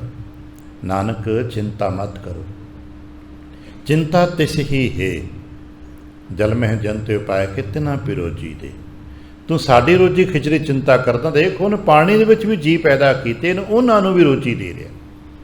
ਪਾਤਸ਼ਾਹ ਦਸ਼ਮੇਸ਼ ਦਾ ਇੱਕ ਵਾਰਤਕ ਬਚਨ ਸੀ ਵਡੇਰਿਆਂ ਤੋਂ ਸੁਣਿਆ। ਕਈ ਵਾਰ ਵਡੇਰੇ ਗੁਰਮੁਖ ਕਥਾ ਕਾਂਡ 'ਚ ਕਹਿੰਦੇ ਹੁੰਦੇ ਸੀ, ਅਸੀਂ ਚਿੰਤਾ ਕਰਦੇ ਹਾਂ ਕੀ ਖਾਵਾਂਗੇ, ਕੀ ਕਰਾਂਗੇ, ਕੈਸਾ ਹੋਏਗਾ। ਮਹਾਰਾਜ ਦਾ ਬਚਨ ਸਿਆਣੇ ਸੁਣਾਉਂਦੇ, ਕਹਿੰਦੇ ਮਹਾਰਾਜ ਕਹਿੰਦੇ ਕਿ ਜਦੋਂ ਅਜੇ ਤੂੰ ਪੈਦਾ ਨਹੀਂ ਸੀ ਹੋਇਆ ਤੇ ਤੇਰੇ ਇੰਤਜ਼ਾਮ ਰਿਜ਼ਕ ਦੇ ਕਰਤੇ ਨੇ ਕੀਤੇ ਨਾ। ਤੂੰ ਛੋਟਾ ਜਿਹਾ ਪੈਦਾ ਹੋਇਆ, ਤੇਰੇ ਮੁੱਖ ਵਿੱਚ ਦੰਦ ਹੱਥ ਪੈਰ ਕੁਛ ਨਹੀਂ ਸੀ ਚੱਲਦੇ, ਤਦ ਵੀ ਤੇਰੇ ਵਾਸਤੇ ਕਰਤੇ ਨੇ ਮਾਤਾ ਨੂੰ ਦੁੱਧ ਦਿੱਤਾ ਹੈ ਨਾ। ਦਿੱਤਾ ਤਾਂ ਕੁਦਰਤ ਨੇ ਨਾ। ਤੇ ਜੇ ਵਿਗਿਆਨ 'ਚ ਪੜ੍ਹ ਕੇ ਦੇਖੋ ਤਾਂ ਜੋ ਮਾਤਾ ਦਾ ਦੁੱਧ ਹੈ ਤੇ ਮਾਤਾ ਦਾ ਖੂਨ ਹੀ ਨਾ, ਪਰ ਅਸੀਂ ਪੀਤਾ ਹੈ ਸਾਰਿਆਂ ਨੇ। ਪਰ ਉਸ ਨੂੰ ਕਰਤੇ ਨੇ ਸਾਡੇ ਵਾਸਤੇ ਇੰਨਾ ਸ਼ੁੱਧ ਕਰ ਦਿੱਤਾ ਵੀ ਕੋਈ ਇਹ ਨਾ ਕਵੇ ਕਿ ਮੈਂ ਮਾਂ ਦਾ ਖੂਨ ਪੀਤਾ ਹੈ। ਨਹੀਂ, ਮੈਂ ਮਾਂ ਦਾ ਦੁੱਧ ਪੀਤਾ ਹੈ, ਜਦ ਕਿ ਬੇਸਿਕਲੀ ਉਹ ਮਾਂ ਦਾ ਖੂਨ ਹੀ ਹੈ। ਉਹਦੇ ਖੂਨ ਤੋਂ ਹੀ ਬਣ ਰਿਹਾ, ਉਹਦੇ ਖੂਨ ਹੀ ਨਿਚੋੜਿਆ ਜਾ ਰਿਹਾ, ਪਰ ਫਿਰ ਵੀ ਸੀ ਕਿ ਨਹੀਂ, ਮਾਂ ਦਾ ਦੁੱਧ ਪੀਤਾ ਹੈ। ਕਰਤੇ ਦੀ ਕੁਦਰਤ ਹੈ ਨਾ, ਕਿਉਂਕਿ ਸਾਡੇ ਵਾਸਤੇ ਬਣਾਇਆ। ਫਿਰ ਮਹਾਰਾਜ ਕਹਿੰਦੇ ਕਿ ਜਬ ਦੰਤ ਨਹੀਂ ਤਬ दूध दियो। तेरे दंद नहीं सी, तेरे वास्ते दुध पैदा किया। जब दंत नहीं तब दूध दियो। अब दांत दिए क्या रोजी ना दे है। हुण दंद दे दिते ने ते खाण नूं नहीं देगा, चिंता क्यों करदा पिया। इस करके असीं इत्थे पहुंच जाइए, सब खेल है उहदा। साडा जीवन, साडा वनस्पति, साडा सारा खेल है। ते जदों खेल ते कोई पहुंच जांदा है ना, संसार खेलना शुरू कर देंदा है। फिर हार जित ते गम मुक जाते हैं। हार जित याद रखना, खेड च कोई चिंता नहीं होंदी, उही काम जो लड़ाई के रूप च ले लें तो बड़ी चिंता बन जाती है। महाराज के लगे आप इत्थे पहुँचना। आपे वेख विगसता प्यारा, कर चोज वेखै प्रभ आपे। जो बच्चे खेडते होण ते अपने ही बच्चों की दो पार्टियां बना देने आ, ते मापे सारे इकट्ठे होकर ताड़ियां वजा रहे होंदे ने, ते बच्चे एक दूजे के विरोधी बन के खेड रहे होंदे ने। फिर इनाम इकट्ठा मिलता है, फिर खाण पीण इकट्ठे आउंदा है, क्योंकि खेड जो हुई, खेडां इकट्ठियां ने। खेडदियां लगदा विरोधी ने, पर खेड एक है, करते दी खेड है। कर चोज वेखै प्रभ आपै। महाराज कित्थे कित्थे वरतदा है। आपे वण तिण सब सबत है प्यारा। वण कहंदे जंगलां नूं, तिण कहंदे जंगल दा तिनका। एक तिड़ पंजाबी शब्द है, तिड़। घाह का निक्का जिहा तिड़का भी जिहड़ा है ना, वो भी आप है, वह रोध बनाया है। इन्ने वड्डे जंगल बनाए, निक्का ना तिनका भी उन्हें बनाया, एक तिड़ भी आप बनाई है। सब कुछ आप है। आपे गुरमुख जापै। पर एहसास समझ कदों आती है? गुरु के सदके। जिन्ना चिर गुरु नूं नहीं समझते असी, उन्ना चिर ब्रह्मंडी पसारे की समझ भी नहीं आती। असी तुसी क्यों लड़ी जाने आ? क्योंकि असी गुरमुख नहीं बने, असी गुरमुखता के मुकाम तक नहीं पहुँचे। इस करके असी नादान बालकों वांग लड़ी जाने, मेरा है, मेरा है, मेरा है, मेरा है। इदां ही करते निक्के निक्के बच्चे लड़ते हैं, असी तो सियाणे नूं लड़ते वेखीदा। कदे गौर दृष्टि ना ज्ञान दृष्टि ना वेखांगे। निक्के निक्के बालके कई वार खिडौणियां ते लड़ते हैं, तो वड्डे वड्डे लोगों नूं कित्थे वेखीदा। जमीन दी वट्टां ते लड़ते हैं, कुर्सियां ते लड़ते हैं, अहुदियां ते लड़ते हैं। पुछे तेरा है? नहीं, कुर्सी ते किसी दी, तू लड़के इत्थे ही रह जाना। और कई बार जमीन उत्थे रह जाती, दोनों तेरा मरे होंदे, कुर्सियां उत्थे रह जानियां ने। किन्ने आए किन्ने बह के चले गए। अज जिथे आप बैठे हैं, कोई अपना कब्जा थोड़ा है। जिस आसन हम वैसे किते बैस गए, पता नहीं इत्थे सिकंदर वर्गे आए, अकबर वर्गे आए, बाबर वर्गे आए, इत्थे जनक वर्गे भी आए, बह के चले गए। इत्थे असीं अज बैठे हैं, असीं भी चले जाना। महाराज कहने लगे बस यही तो समझ आ जाए, सब कुछ आप है, बस गुरमुख जप है। गुरमुख बन गुरु दी राही इस गल समझ कर, सब जग आप ही आप है। बड़ा प्यारा बचन कई बार आपने पढ़िया ना, सब किछ तू है मेरे प्यारे, तेरी कुदरत कौ बल जाई जियो। महाराज फिर की करिए असीं अपने आप नूं कित्थे खड़ा कर दईए। महाराज कहने लगे जे काम करना तो सिर्फ एक काम तुसीं करो। वो की करिए? कहने लगे जप मन हर हर नाम, बस तू ये काम करना है। जो भी तेनू किरत कर्म व्यवहार मिले तू कर, और ये विचार करके कर कि ये मैनू करते दी सेवा मिली है। इस करके दर्शन फिलासफी, गुरु नानक फिलासफी असीं इत्थे पहुँचण का यतन कर रहे हैं। ਅਸੀਂ ਇੱਥੇ ਪਹੁੰਚ ਜਾਈਏ ਕਿ ਜੇ ਸਾਨੂੰ ਕੋਈ ਵੀ ਕੰਮ ਕਰਨ ਨੂੰ ਮਿਲਿਆ ਤੇ ਗੁਰੂ ਕਾ ਹੈ। ਕਿਸ ਨੂੰ ਕਿ ਗਿਲਾਸ ਪਾਣੀ ਦੇਣ ਦਾ ਵਕਤ ਮਿਲਦਾ ਹੈ, ਇਹ ਵੀ ਗੁਰੂ ਕੀ ਸੇਵਾ ਹੈ। ਜੇ ਕਿਸੇ ਰਾਹ ਤੁਰੇ ਜਾਂਦੇ ਆ ਕਿਸ ਨੂੰ ਰਾਹ ਦੱਸਣਾ ਪੈਂਦਾ ਹੈ, ਤੇ ਵੀ ਗੁਰੂ ਕੀ ਸੇਵਾ ਹੈ। ਭਾਵ ਕਿ ਜੋ ਕੁਝ ਵੀ ਤਨ ਤੇ ਮਨ ਦੇ ਨਾਲ ਐਕਟੀਵਿਟੀ ਕੀਤੀ ਜਾਣੀ ਹੈ, ਕਿਤੇ ਇੱਥੇ ਪਹੁੰਚ ਜਾਏ, ਇਹ ਗੁਰੂ ਕੀ ਸੇਵਾ ਹੈ। ਜਦੋਂ ਅਸੀਂ ਇੱਥੇ ਪਹੁੰਚ ਜਾਵਾਂਗੇ ਤਨ ਤੇ ਮਨ ਦੇ ਸਦਕੇ ਜੋ ਐਕਟੀਵਿਟੀਜ਼ ਨੇ, ਤੇ ਫਿਰ ਧਨ ਦੇ ਸਦਕੇ ਜੋ ਕਾਰਵਾਈਆਂ ਅਸੀਂ ਖਰੀਦਣੀਆਂ ਵੇਚਣੀਆਂ ਨੇ, ਕਿਤੇ ਇੱਥੇ ਪਹੁੰਚੇ ਸਭ ਗੁਰੂ ਕੀ ਸੇਵਾ ਹੈ। ਤੇ ਫਿਰ ਦੇਖਣਾ ਕਦੇ ਇੱਕ ਦਿਨ ਲਈ ਸਹੀ ਤਜਰਬਾ ਕਰਕੇ ਦੇਖੀ, ਇੱਕ ਦਿਨ ਲਈ ਸਹੀ ਘਰ ਸਵੇਰੇ ਉੱਠੇ ਆ ਤੇ ਸ਼ਾਮ ਦੇ ਬਿਸਤਰ ਤੇ ਜਾਣ ਤੋਂ ਤੱਕ ਜੋ ਕੁਝ ਵੀ ਕੀਤਾ ਹੈ, ਜੋ ਲੋਕ ਵਰਤ ਰੱਖਦੇ ਨਾ ਕਿ ਸਵੇਰ ਤੋਂ ਲੈ ਕੇ ਸੂਰਜ ਚੜ੍ਹੇ ਤੋਂ ਸੂਰਜ ਸ਼ਾਮ ਤੱਕ, ਆ ਹੁਣ ਲੋਕ ਆਪਣੇ ਆਪਣੇ ਤਰੀਕੇ ਦੇ ਨਾਲ ਵਰਤ ਰੱਖ ਰਹੇ ਨੇ, ਭੁੱਖੇ ਰਹਿ ਰਹੇ ਨੇ, ਮੁਬਾਰਕਾਂ ਭਾਈ ਉਹਨਾਂ ਨੂੰ। ਪਰ ਅਸੀਂ ਕਿਤੇ ਵਰਤ ਰੱਖ ਲਈਏ ਨਾ। ਲੋਕਾਂ ਨੇ 30 ਦਿਨ ਦੇ ਰੋਜ਼ੇ ਰੱਖਣੇ ਨੇ, ਕਿਸੇ ਨੇ 7-8 ਦਿਨ ਦੇ ਰੋਜ਼ ਵਰਤ ਰੱਖਣੇ ਨੇ। ਤੁਸੀਂ 7-8 ਘੰਟਿਆਂ ਦਾ ਵਰਤ ਰੱਖ ਲਓ। ਵੀ ਕੀ ਵਰਤ ਹੈ? ਅੱਜ ਹੁਣ ਜਿੰਨੇ ਵਜੇ ਤੋਂ ਤੁਸੀਂ ਸ਼ੁਰੂ ਕਰਦੇ ਹੋ, ਸਵੇਰ ਤੋਂ ਲੈ ਕੇ ਸ਼ਾਮ ਤੱਕ ਨਾ, ਇਹ ਜੋ ਕੁਝ ਵੀ ਹੋਣਾ ਮੈਂ ਇਹ ਸੋਚਣਾ ਕਿ ਮਹਾਰਾਜ ਤੇਰਾ ਕੀਤਾ, ਤੇਰੀ ਸੇਵਾ ਹੀ ਕਰ ਰਿਹਾ। ਪਾਣੀ ਪਿਲਾ ਰਿਹਾ, ਰੋਟੀ ਖਵਾ ਰਿਹਾ, ਘਰ ਆ ਰਿਹਾ, ਗਾਹਕ ਆਇਆ, ਵੇਚਿਆ, ਖਰੀਦਿਆ, ਤੇਰੀ ਸੇਵਾ 'ਚ ਹੀ, ਤੇਰੀ ਸੇਵਾ 'ਚ ਹੀ। ਸਾਡੇ 'ਚ ਇੱਕ ਸੁਭਾਅ ਹੈ ਬੋਲ ਬਾਣੀ ਵਿੱਚ, ਜਿਸ ਕਰਤੱਵ ਨੂੰ ਅਸੀਂ ਕਹਿ ਦੇਣਾ ਤੇਰੀ ਸੇਵਾ 'ਚ ਹੈ, ਉਹਦੇ ਤੋਂ ਜੋ ਆਮਦਨ ਹੋਵੇ ਜਾਂ ਜੋ ਜੋ ਮਾਣ ਸਨਮਾਨ ਜੋ ਕੁਛ ਵੀ ਮਿਲੇ ਕਿ ਨਾ ਮੇਰਾ ਨਹੀਂ ਹੈ, ਇਹ ਤੇ ਸੇਵਾ ਚਲਾ ਦਿਓ। ਅਕਸਰ ਐਸਾ ਕੀਤਾ ਜਾਂਦਾ ਨਾ, ਖਾਸ ਕਰਕੇ ਵਪਾਰੀ ਤਬਕਾ ਜਾਂ ਕਿਸ ਖੇਤੀਬਾੜੀ ਕਰਦਿਆਂ ਦੇਖਦੇ ਆ, ਆ ਹੁਣ ਫਸਲਾਂ ਲੋਕਾਂ ਨੇ ਵੱਢਣੀਆਂ ਨੇ ਕਣਕਾਂ ਦੀਆਂ, ਉਹਨਾਂ ਆਪਣੇ ਸਰਦੇ ਬਣਦੇ ਕੁਝ ਦਾਣੇ ਕੱਢ ਕੇ ਰੱਖ ਦੇਣੇ ਨੇ, ਕਹਿਣਾ ਜੀ ਮਹਾਰਾਜ ਜੀ ਕੀ ਸੇਵਾ 'ਚ ਹੈ। ਫਿਰ ਉਹ ਭਾਵੇਂ ਕਿਸੇ ਕਾਰ ਸੇਵਾ ਦੇ ਦੇਣਗੇ, ਕਿਤੇ ਗੁਰਦੁਆਰਾ ਸਾਹਿਬ ਦੇ ਦੇਣਗੇ, ਉਹ ਅਗਲੀ ਗੱਲ ਹੈ। ਜੇ ਵੇਚਣੇ ਵੀ ਪੈਣ ਤੇ ਵੇਚ ਵੀ ਦੇਣਗੇ, ਵਟਤ ਕਹਿਣਗੇ ਇਹ ਸਾਡੀ ਨਹੀਂ ਹੈ, ਇਹ ਤੇ ਸੇਵਾ ਚਲਾ ਦਿਓ, ਕਿਉਂਕਿ ਅਸੀਂ ਦਾਣੇ ਕੱਢਦੇ ਸੀ। ਜੇ ਕਿਤੇ ਸਮਝ ਲਈਏ ਉਹ ਇੱਕ ਬੋਰੀ ਦਾਣਿਆਂ ਦੇ ਪੈਸੇ ਵਟਤ ਸੇਵਾ 'ਚ ਲੱਗਣੇ ਨੇ, ਅਸੀਂ ਕਿਤੇ ਤੇ ਸੇਵਾ 'ਚ ਕਿੱਥੇ ਲੱਗਣੇ ਨੇ? ਕਿਸੇ ਲੰਗਰ 'ਚ ਲੱਗਣਗੇ, ਕਿਸੇ ਮੰਦਰ 'ਚ ਲੱਗਣਗੇ, ਕਿਸੇ ਦੀ ਪੜ੍ਹਾਈ ਲਿਖਾਈ ਜਾਂ ਹੋਰ ਜੋ ਦਸਵੰਧ ਕਾਰ ਵਿਵਹਾਰ ਨੇ ਉਹਨਾਂ 'ਚ ਲੱਗਣਗੇ। ਤੇ ਕਿਤੇ ਐਸਾ ਸੋਚ ਲਈਏ ਆ ਜੋ ਕੁਝ ਵਟਤ ਹੁੰਦੀ ਹੈ ਸਭ ਤੇਰੀ ਸੇਵਾ 'ਚ ਹੀ ਤੇ ਲੱਗ ਰਹੀ ਹੈ। ਜੇ ਮੰਦਰ 'ਚ 4 ਬੈਠੇ ਬੰਦੇ ਰੋਟੀ ਖਾਂਦੇ ਤੇਰੀ ਸੇਵਾ 'ਚ ਨੇ, ਤੇ ਪਰਿਵਾਰ ਵਿੱਚ 10 ਜੀ ਬੈਠੇ ਰੋਟੀ ਖਾਂਦੇ ਨੇ, ਇਹ ਤੇਰੀ ਸੇਵਾ 'ਚ ਨਹੀਂ ਗਏ, ਕਿਉਂਕਿ ਉਹੀ ਤੇ ਬੰਦੇ ਉਹ 'ਚ ਨੇ, ਇਹੀ ਬੰਦੇ ਇੱਥੇ ਨੇ। ਜੇ ਉੱਥੇ ਜਾ ਕੇ ਅਸੀਂ ਭਾਂਡੇ ਮਾਂਜ ਕੇ ਸੇਵਾ ਕਰ ਲੈਨੇ ਆ, ਤੇ ਕੀ ਜੋ ਘਰ ਭਾਂਡੇ ਮਾਂਜਣੇ ਪੈ ਰਹੇ ਤੇ ਕਿ ਇਹ ਤੇਰੀ ਸੇਵਾ 'ਚ ਨਹੀਂ ਗਏ? ਨਹੀਂ, ਤੇਰੀ ਸੇਵਾ 'ਚ ਪਹੁੰਚਣ ਦੀ ਸਰੀਰ ਕਰਕੇ ਨਹੀਂ, ਮਨ ਦੀ ਸੋਚ ਕਰਕੇ ਪਹੁੰਚ। ਇਹ ਜਿਤਨੇ ਵੀ ਜੀ ਮਿਲ ਰਹੇ ਨੇ ਤੇਰੀ ਸੇਵਾ 'ਚ ਨੇ। ਇਹ ਜੇ ਇਹ ਤੇਰੀ ਸੇਵਾ 'ਚ ਲੱਗੇ ਨੇ ਤੇ ਮੈਂ ਵੀ ਤੇਰੀ ਸੇਵਾ 'ਚ ਲੱਗਾ ਹੋਇਆ। ਅਸੀਂ ਕੀ ਕਰਦੇ ਹਾਂ? ਇਹ ਕਿੱਥੇ ਵੱਡੇ ਵੱਡੇ ਕੰਮ ਕਰਦੇ ਪਏ ਨੇ, ਮਿੱਟੀ ਦੇ ਟੁਕੜੇ ਢੋ ਰਹੇ ਨੇ ਕੋਈ, ਤੇ ਅਸੀਂ ਕੋਈ ਪਾਣੀ ਪਿਲਾ ਰਿਹਾ। ਜਿਹੜੀ ਸਰੀਰ ਕਰਕੇ ਆਕਾਰ ਸੋਚ ਵੇਖਿਆ ਹੋਣਾ ਨਾ, ਜੋ ਸਰੀਰ ਕਰਕੇ ਪੱਥਰ ਨਹੀਂ ਤੋੜ ਪਾ ਰਹੀ ਟਾਣੀ, ਤੇ ਉਹ ਪਾਣੀ ਪਿਲਾ ਰਿਹਾ। ਕੋਈ ਫਲ ਲੈ ਕੇ ਆ ਰਿਹਾ, ਭਾਈ ਕੋਈ ਤਨ ਕਰਕੇ ਕਰ ਰਿਹਾ, ਤੇ ਕੋਈ ਮਨ ਕਰਕੇ ਕਰ ਰਿਹਾ, ਕੋਈ ਤਨ ਕਰਕੇ ਕਰ ਰਿਹਾ, ਸਭ ਸੇਵਾ ਕਰ ਰਹੇ। ਤੇ ਫਿਰ ਭਾਈ ਸਾਰਾ ਕਰਤੱਵ ਹਰ ਕਰਮ ਸੇਵਾ ਕਿਉਂ ਨਹੀਂ ਹੈ? ਕਿਤੇ ਕਰਕੇ ਦੇਖਣਾ, ਇੱਕ ਦਿਨ ਦਾ ਵਰਤ ਹੀ ਸਹੀ, ਵੀ ਸਵੇਰ ਤੋਂ ਲੈ ਕੇ ਸ਼ਾਮ ਤੱਕ ਜੋ ਕੁਛ ਵੀ ਮੈਂ ਕੀਤਾ ਹੈ ਮਹਾਰਾਜ ਤੇਰੀ ਸੇਵਾ 'ਚ ਹੈ, ਤੇਰੀ ਸੇਵਾ 'ਚ ਹੈ। ਤੇ ਤੇਰੀ ਸੇਵਾ 'ਚ ਕੀ? ਫਿਰ ਮੇਰਾ ਕਬਜ਼ਾ ਮਿਟ ਜਾਏਗਾ। ਹਾਂ, ਕਬਜ਼ਾ ਮਿਟੇਗਾ, ਤੇ ਕਬਜ਼ਾ ਮਿਟੇਗਾ ਤੇ ਸੁੱਖ ਹੋਏਗਾ। ਕਿਤੇ ਕਰਕੇ ਦੇਖੀਏ ਇੱਕ ਦਿਨ ਝੂਠ ਦਾ ਵਰਤ, ਵੀ ਅੱਜ ਸਾਰਾ ਦਿਨ ਝੂਠ ਨਹੀਂ ਬੋਲਣਾ, ਅੱਜ ਸਾਰਾ ਦਿਨ ਆਪਾਂ ਕਿਸੇ ਨੂੰ ਧੋਖਾ ਨਹੀਂ ਦੇਣਾ, ਅੱਜ ਸਾਰਾ ਦਿਨ ਕਿਸੇ ਨੂੰ ਗਾਲ ਨਹੀਂ ਕੱਢਣੀ, ਅੱਜ ਸਾਰਾ ਦਿਨ ਨਾ ਮੈਂ ਬਸ ਮਹਾਰਾਜ ਜੋ ਕੰਮ ਕਰਵਾਓ ਤੁਹਾਡੀ ਸੇਵਾ 'ਚ। ਫਿਰ ਕੀ ਹੋਏਗਾ? ਫਿਰ ਮਹਾਰਾਜ ਕਹਿੰਦੇ ਜਪ ਮਨ ਹਰ ਹਰ ਨਾਮ। ਜਦੋਂ ਤੂੰ ਇਹ ਕੰਮ ਕਰੇਗਾ ਤਾਂ ਫਿਰ ਦੂਜਾ ਉਪਦੇਸ਼ ਕੀ ਹੈ? ਨਾਮ ਜਪ। ਕਿਰਤ ਕਰਦਿਆਂ ਹੋਇਆ ਨਾਮ ਜਪਣਾ। ਅਸੀਂ ਵਿਹਲੇ ਬਹਿ ਕੇ ਨਾਮ ਜਪਣ ਦੀ ਤੇ ਗੱਲ ਕਰਦੇ ਹਾਂ ਨਾ। ਸੰਸਾਰ ਦੇ ਸਾਰੇ ਕਰਦੇ ਨੇ ਕਿ ਭਾਈ ਰਾਮ ਰਾਮ ਜਪਣ ਵਾਸਤੇ, ਵਾਹਿਗੁਰੂ ਵਾਹਿਗੁਰੂ ਜਪਣ ਵਾਸਤੇ। ਸਾਡੇ ਕੋਲ ਸਮਾਂ ਨਹੀਂ ਲੱਗਦਾ, ਕੀ ਕਰੀਏ, ਬੈਠਾ ਨਹੀਂ ਜਾਂਦਾ। ਤੇ ਮਹਾਰਾਜ ਤੇ ਕਦੇ ਕਹਿੰਦੇ ਨਹੀਂ ਕਿ ਤੁਸੀਂ ਬਹਿ ਕੇ ਸਮਾਂ ਲਾ ਕੇ, ਕਹਿੰਦੇ ਜੋ ਕਿਰਤ ਕਰਦੇ ਹੋ ਕਿਰਤ ਕਰਦੇ ਜਪੋ। ਜਦੋਂ ਕਿਰਤ ਕਰਦੇ ਹੋਏ ਰਾਮ ਰਾਮ ਵਾਹਿਗੁਰੂ ਵਾਹਿਗੁਰੂ ਜਪੋਗੇ ਤੇ ਫਿਰ ਕੀ ਮਿਲੇਗਾ? ਰਸ ਧਰਾਪੈ ਕਹਿੰਦੇ ਨੇ, ਤਰਪਤ ਹੋ ਜਾਣਾ ਦੇ ਸਥਾਨ, ਫਿਰ ਅੰਦਰ ਰਸ ਭਰੇਗਾ। ਅਸੀਂ ਕਦੇ ਕਦੇ ਕਹਿੰਦੇ ਹਾਂ ਬਾਣੀ ਤੇ ਬਹੁਤ ਪੜ੍ਹਦੇ ਹਾਂ, ਰਸ ਨਹੀਂ ਭਰਦਾ।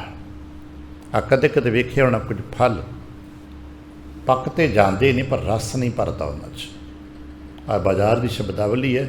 ਆਪਾਂ ਕਿਸੇ ਫਲ ਮੰਡੀ ਦੇ ਰੇਹੜੀਆਂ ਦੇ ਵਿੱਚ ਖਲੋਤੇ ਹੋਈਏ ਤੇ ਵੇਚ ਰਹੇ ਹੋਣੇ ਜੂਸੀ ਹੈ ਜੂਸੀ ਹੈ ਜੂਸੀ ਹੈ, ਕਿਉਂਕਿ ਅੱਜ ਕੱਲ੍ਹ ਦੀ ਭਾਸ਼ਾ ਉਹ ਜਿਹੀ ਬਣ ਗਈ ਹੈ। ਉਹ ਦੱਸ ਰਹੇ ਹੁੰਦੇ ਨੇ ਕਿ ਸਾਡੇ ਕੋਲ ਜੋ ਫਲ ਹੈ ਇਹ ਰਸ ਨਾਲ ਭਰਿਆ ਹੈ, ਅਤੇ ਜਦੋਂ ਜਾ ਕੇ ਉਹਨਾਂ ਰੇਹੜੀਆਂ 'ਤੇ ਵੇਖਦੇ ਹਾਂ ਉਸੇ ਕੈਟਾਗਰੀ ਦੇ ਉਹੀ ਫਲ ਕੁਝ ਹੁੰਦੇ ਜੇ ਬੜੇ ਰਸ ਨਾਲ ਭਰੇ ਨੇ ਅਤੇ ਕੁਝ ਹੁੰਦੇ ਜਿਨ੍ਹਾਂ 'ਚ ਕੋਈ ਰਸ ਨਹੀਂ ਹੁੰਦਾ।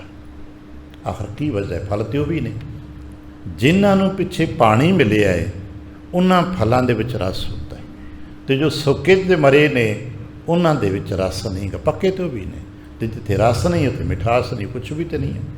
ਉਹ ਪਾਣੀ ਮਿਲਿਆ ਨਾ।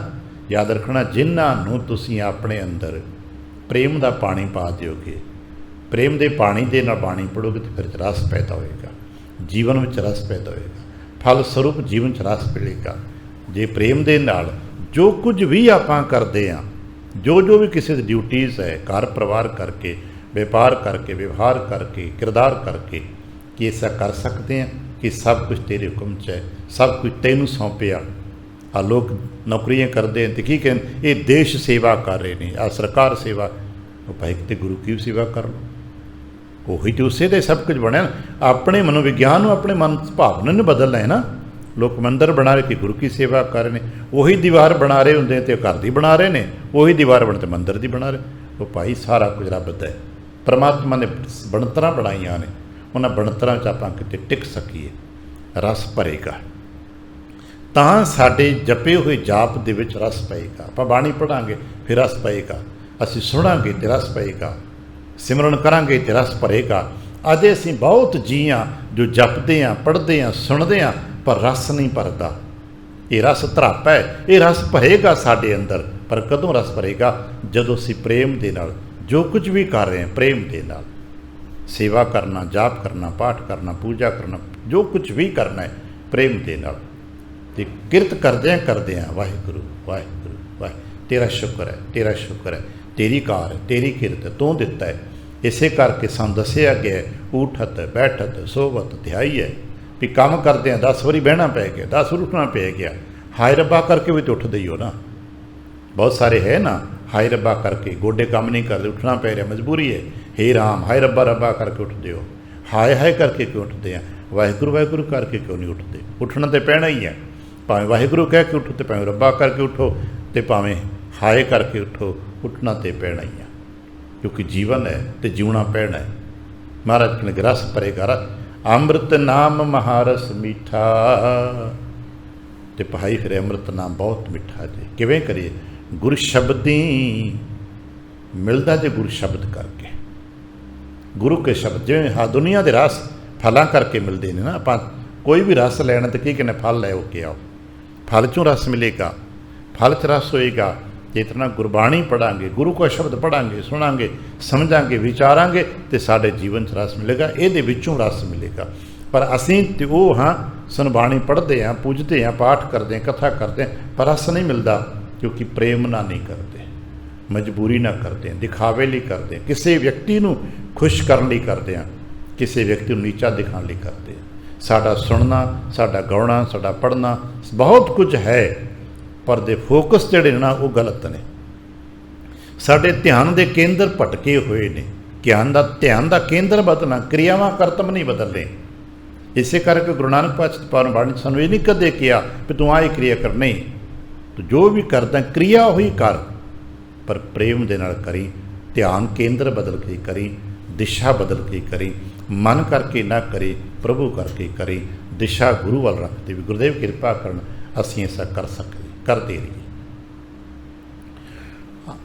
ਅੰਮ੍ਰਿਤ ਨਾਮ ਮਹਾਰਸ ਮੀਠਾ, ਗੁਰ ਸ਼ਬਦੀ ਚਖ। ਗੁਰੂ ਦੇ ਸ਼ਬਦ ਸਦਕੇ ਇਸ ਰਸ ਨੂੰ ਚਖ, ਜਾਪੈ ਫਿਰ ਅਹਿਸਾਸ ਵਿੱਚ ਉਤਰੇਗਾ। ਜਾਪਦਾ ਪੁਰਾਣਾ ਸ਼ਬਦ ਹੈ, ਮੈਨੂੰ ਜਾਪਦਾ ਹੈ। ਆਪਾਂ ਕਦੇ ਕਦੇ ਨਾ ਇਹ ਕੰਮ ਹੋ ਜਾਏਗਾ, ਮੈਨੂੰ ਜਾਪਦਾ ਹੈ, ਮੈਨੂੰ ਜਾਪਦਾ ਹੈ, ਕੰਮ ਨਹੀਂ ਹੋਏਗਾ। ਇਹ ਜਾਪੈ ਕੇਵਲ ਜਪਣ ਤੱਕ ਹੀ ਜਪ ਨਹੀਂ ਹੁੰਦਾ ਕਿ ਵਾਹਿਗੁਰੂ ਵਾਹਿਗੁਰੂ ਨਹੀਂ ਜਾਪੈ। ਕੀ ਤੁਹਾਨੂੰ ਅਹਿਸਾਸ ਹੁੰਦਾ ਹੈ? ਕਿ ਤੁਹਾਨੂੰ ਕਦੇ ਅਹਿਸਾਸ ਹੋਇਆ ਸਿਮਰਨ ਦਾ, ਜਪ ਦਾ, ਰਸ ਦਾ, ਰਹੱਸ ਦਾ? ਕੀ ਅਹਿਸਾਸ ਹੁੰਦੇ ਸਾਨੂੰ ਚੰਗੇ ਅਹਿਸਾਸ ਵੀ ਹੁੰਦੇ ਨੇ, ਕਦੇ ਕਦੇ ਮੰਦੇ ਵੀ ਹੁੰਦੇ ਨੇ। ਪਰ ਰਸ ਦਾ ਅਹਿਸਾਸ ਹੋਇਆ ਕਿ ਵਾਹਿਗੁਰੂ ਨੂੰ ਜਪਦੇ ਆ, ਬਾਣੀ ਪੜ੍ਹਦਾ ਨੇ ਅੱਜ ਤੇ ਆਨੰਦ ਆ ਗਿਆ। ਅੱਜ ਜੋ ਅਹਿਸਾਸ ਮਿਲੇ ਨੇ, ਕੀਰਤਨ ਸੁਣਦੇ ਅਹਿਸਾਸ ਮਿਲੇ ਨੇ। ਗੁਰਦੇਵ ਕਿਰਪਾ ਕਰਨ ਹੁਣ ਆਪਣੇ ਸ਼ਬਦ ਸੁਣਨਾ ਨਾ, 5-7 ਮਿੰਟ ਲੱਗਣੇ ਨਾ, ਇਹ 'ਚ ਟਿਕ ਜਾਈਏ। ਦੁਨੀਆ ਦੀ ਕਾਰ ਵਿਹਾਰ ਕਿਰਿਆ ਰੁਕ ਦਈਏ। ਜੋ ਕੁਝ ਹੋਣਾ ਹੋ ਰਿਹਾ ਹੈ, ਮੇਰੇ ਬਦਲ ਦੇਣਾ ਬਦਲਣਾ ਥੋੜ੍ਹਾ ਕੁਛ, ਇਹ ਤਾਂ ਐਸੇ ਹੀ ਰਹਿਣਾ ਹੈ। ਫਿਰ ਕਿਉਂ ਨਾ ਚੰਦ ਮਿੰਟ ਮੈਨੂੰ ਮਿਲੇ ਨੇ, ਮੈਂ ਆਪਣੇ ਆਪ ਨੂੰ ਠਹਿਰਾ ਲਵਾਂ। ਇੰਦਰੀਏ परिस्थितियाँ जड़ियाँ ने वैसियाँ चलदियाँ रहन ते अपने आप विच टिका के केवल शब्द गुरु शब्द ही चख, गुरु दे शब्द के सरस में चख के तो देख मीठा है, भगत बहुत मीठा के नित बचन प्रवान करना, भुल चुक दी खिमा, आसीस ते प्यार दे फतेह बुलावना। वाहिगुरू जी का खालसा, वाहिगुरू जी की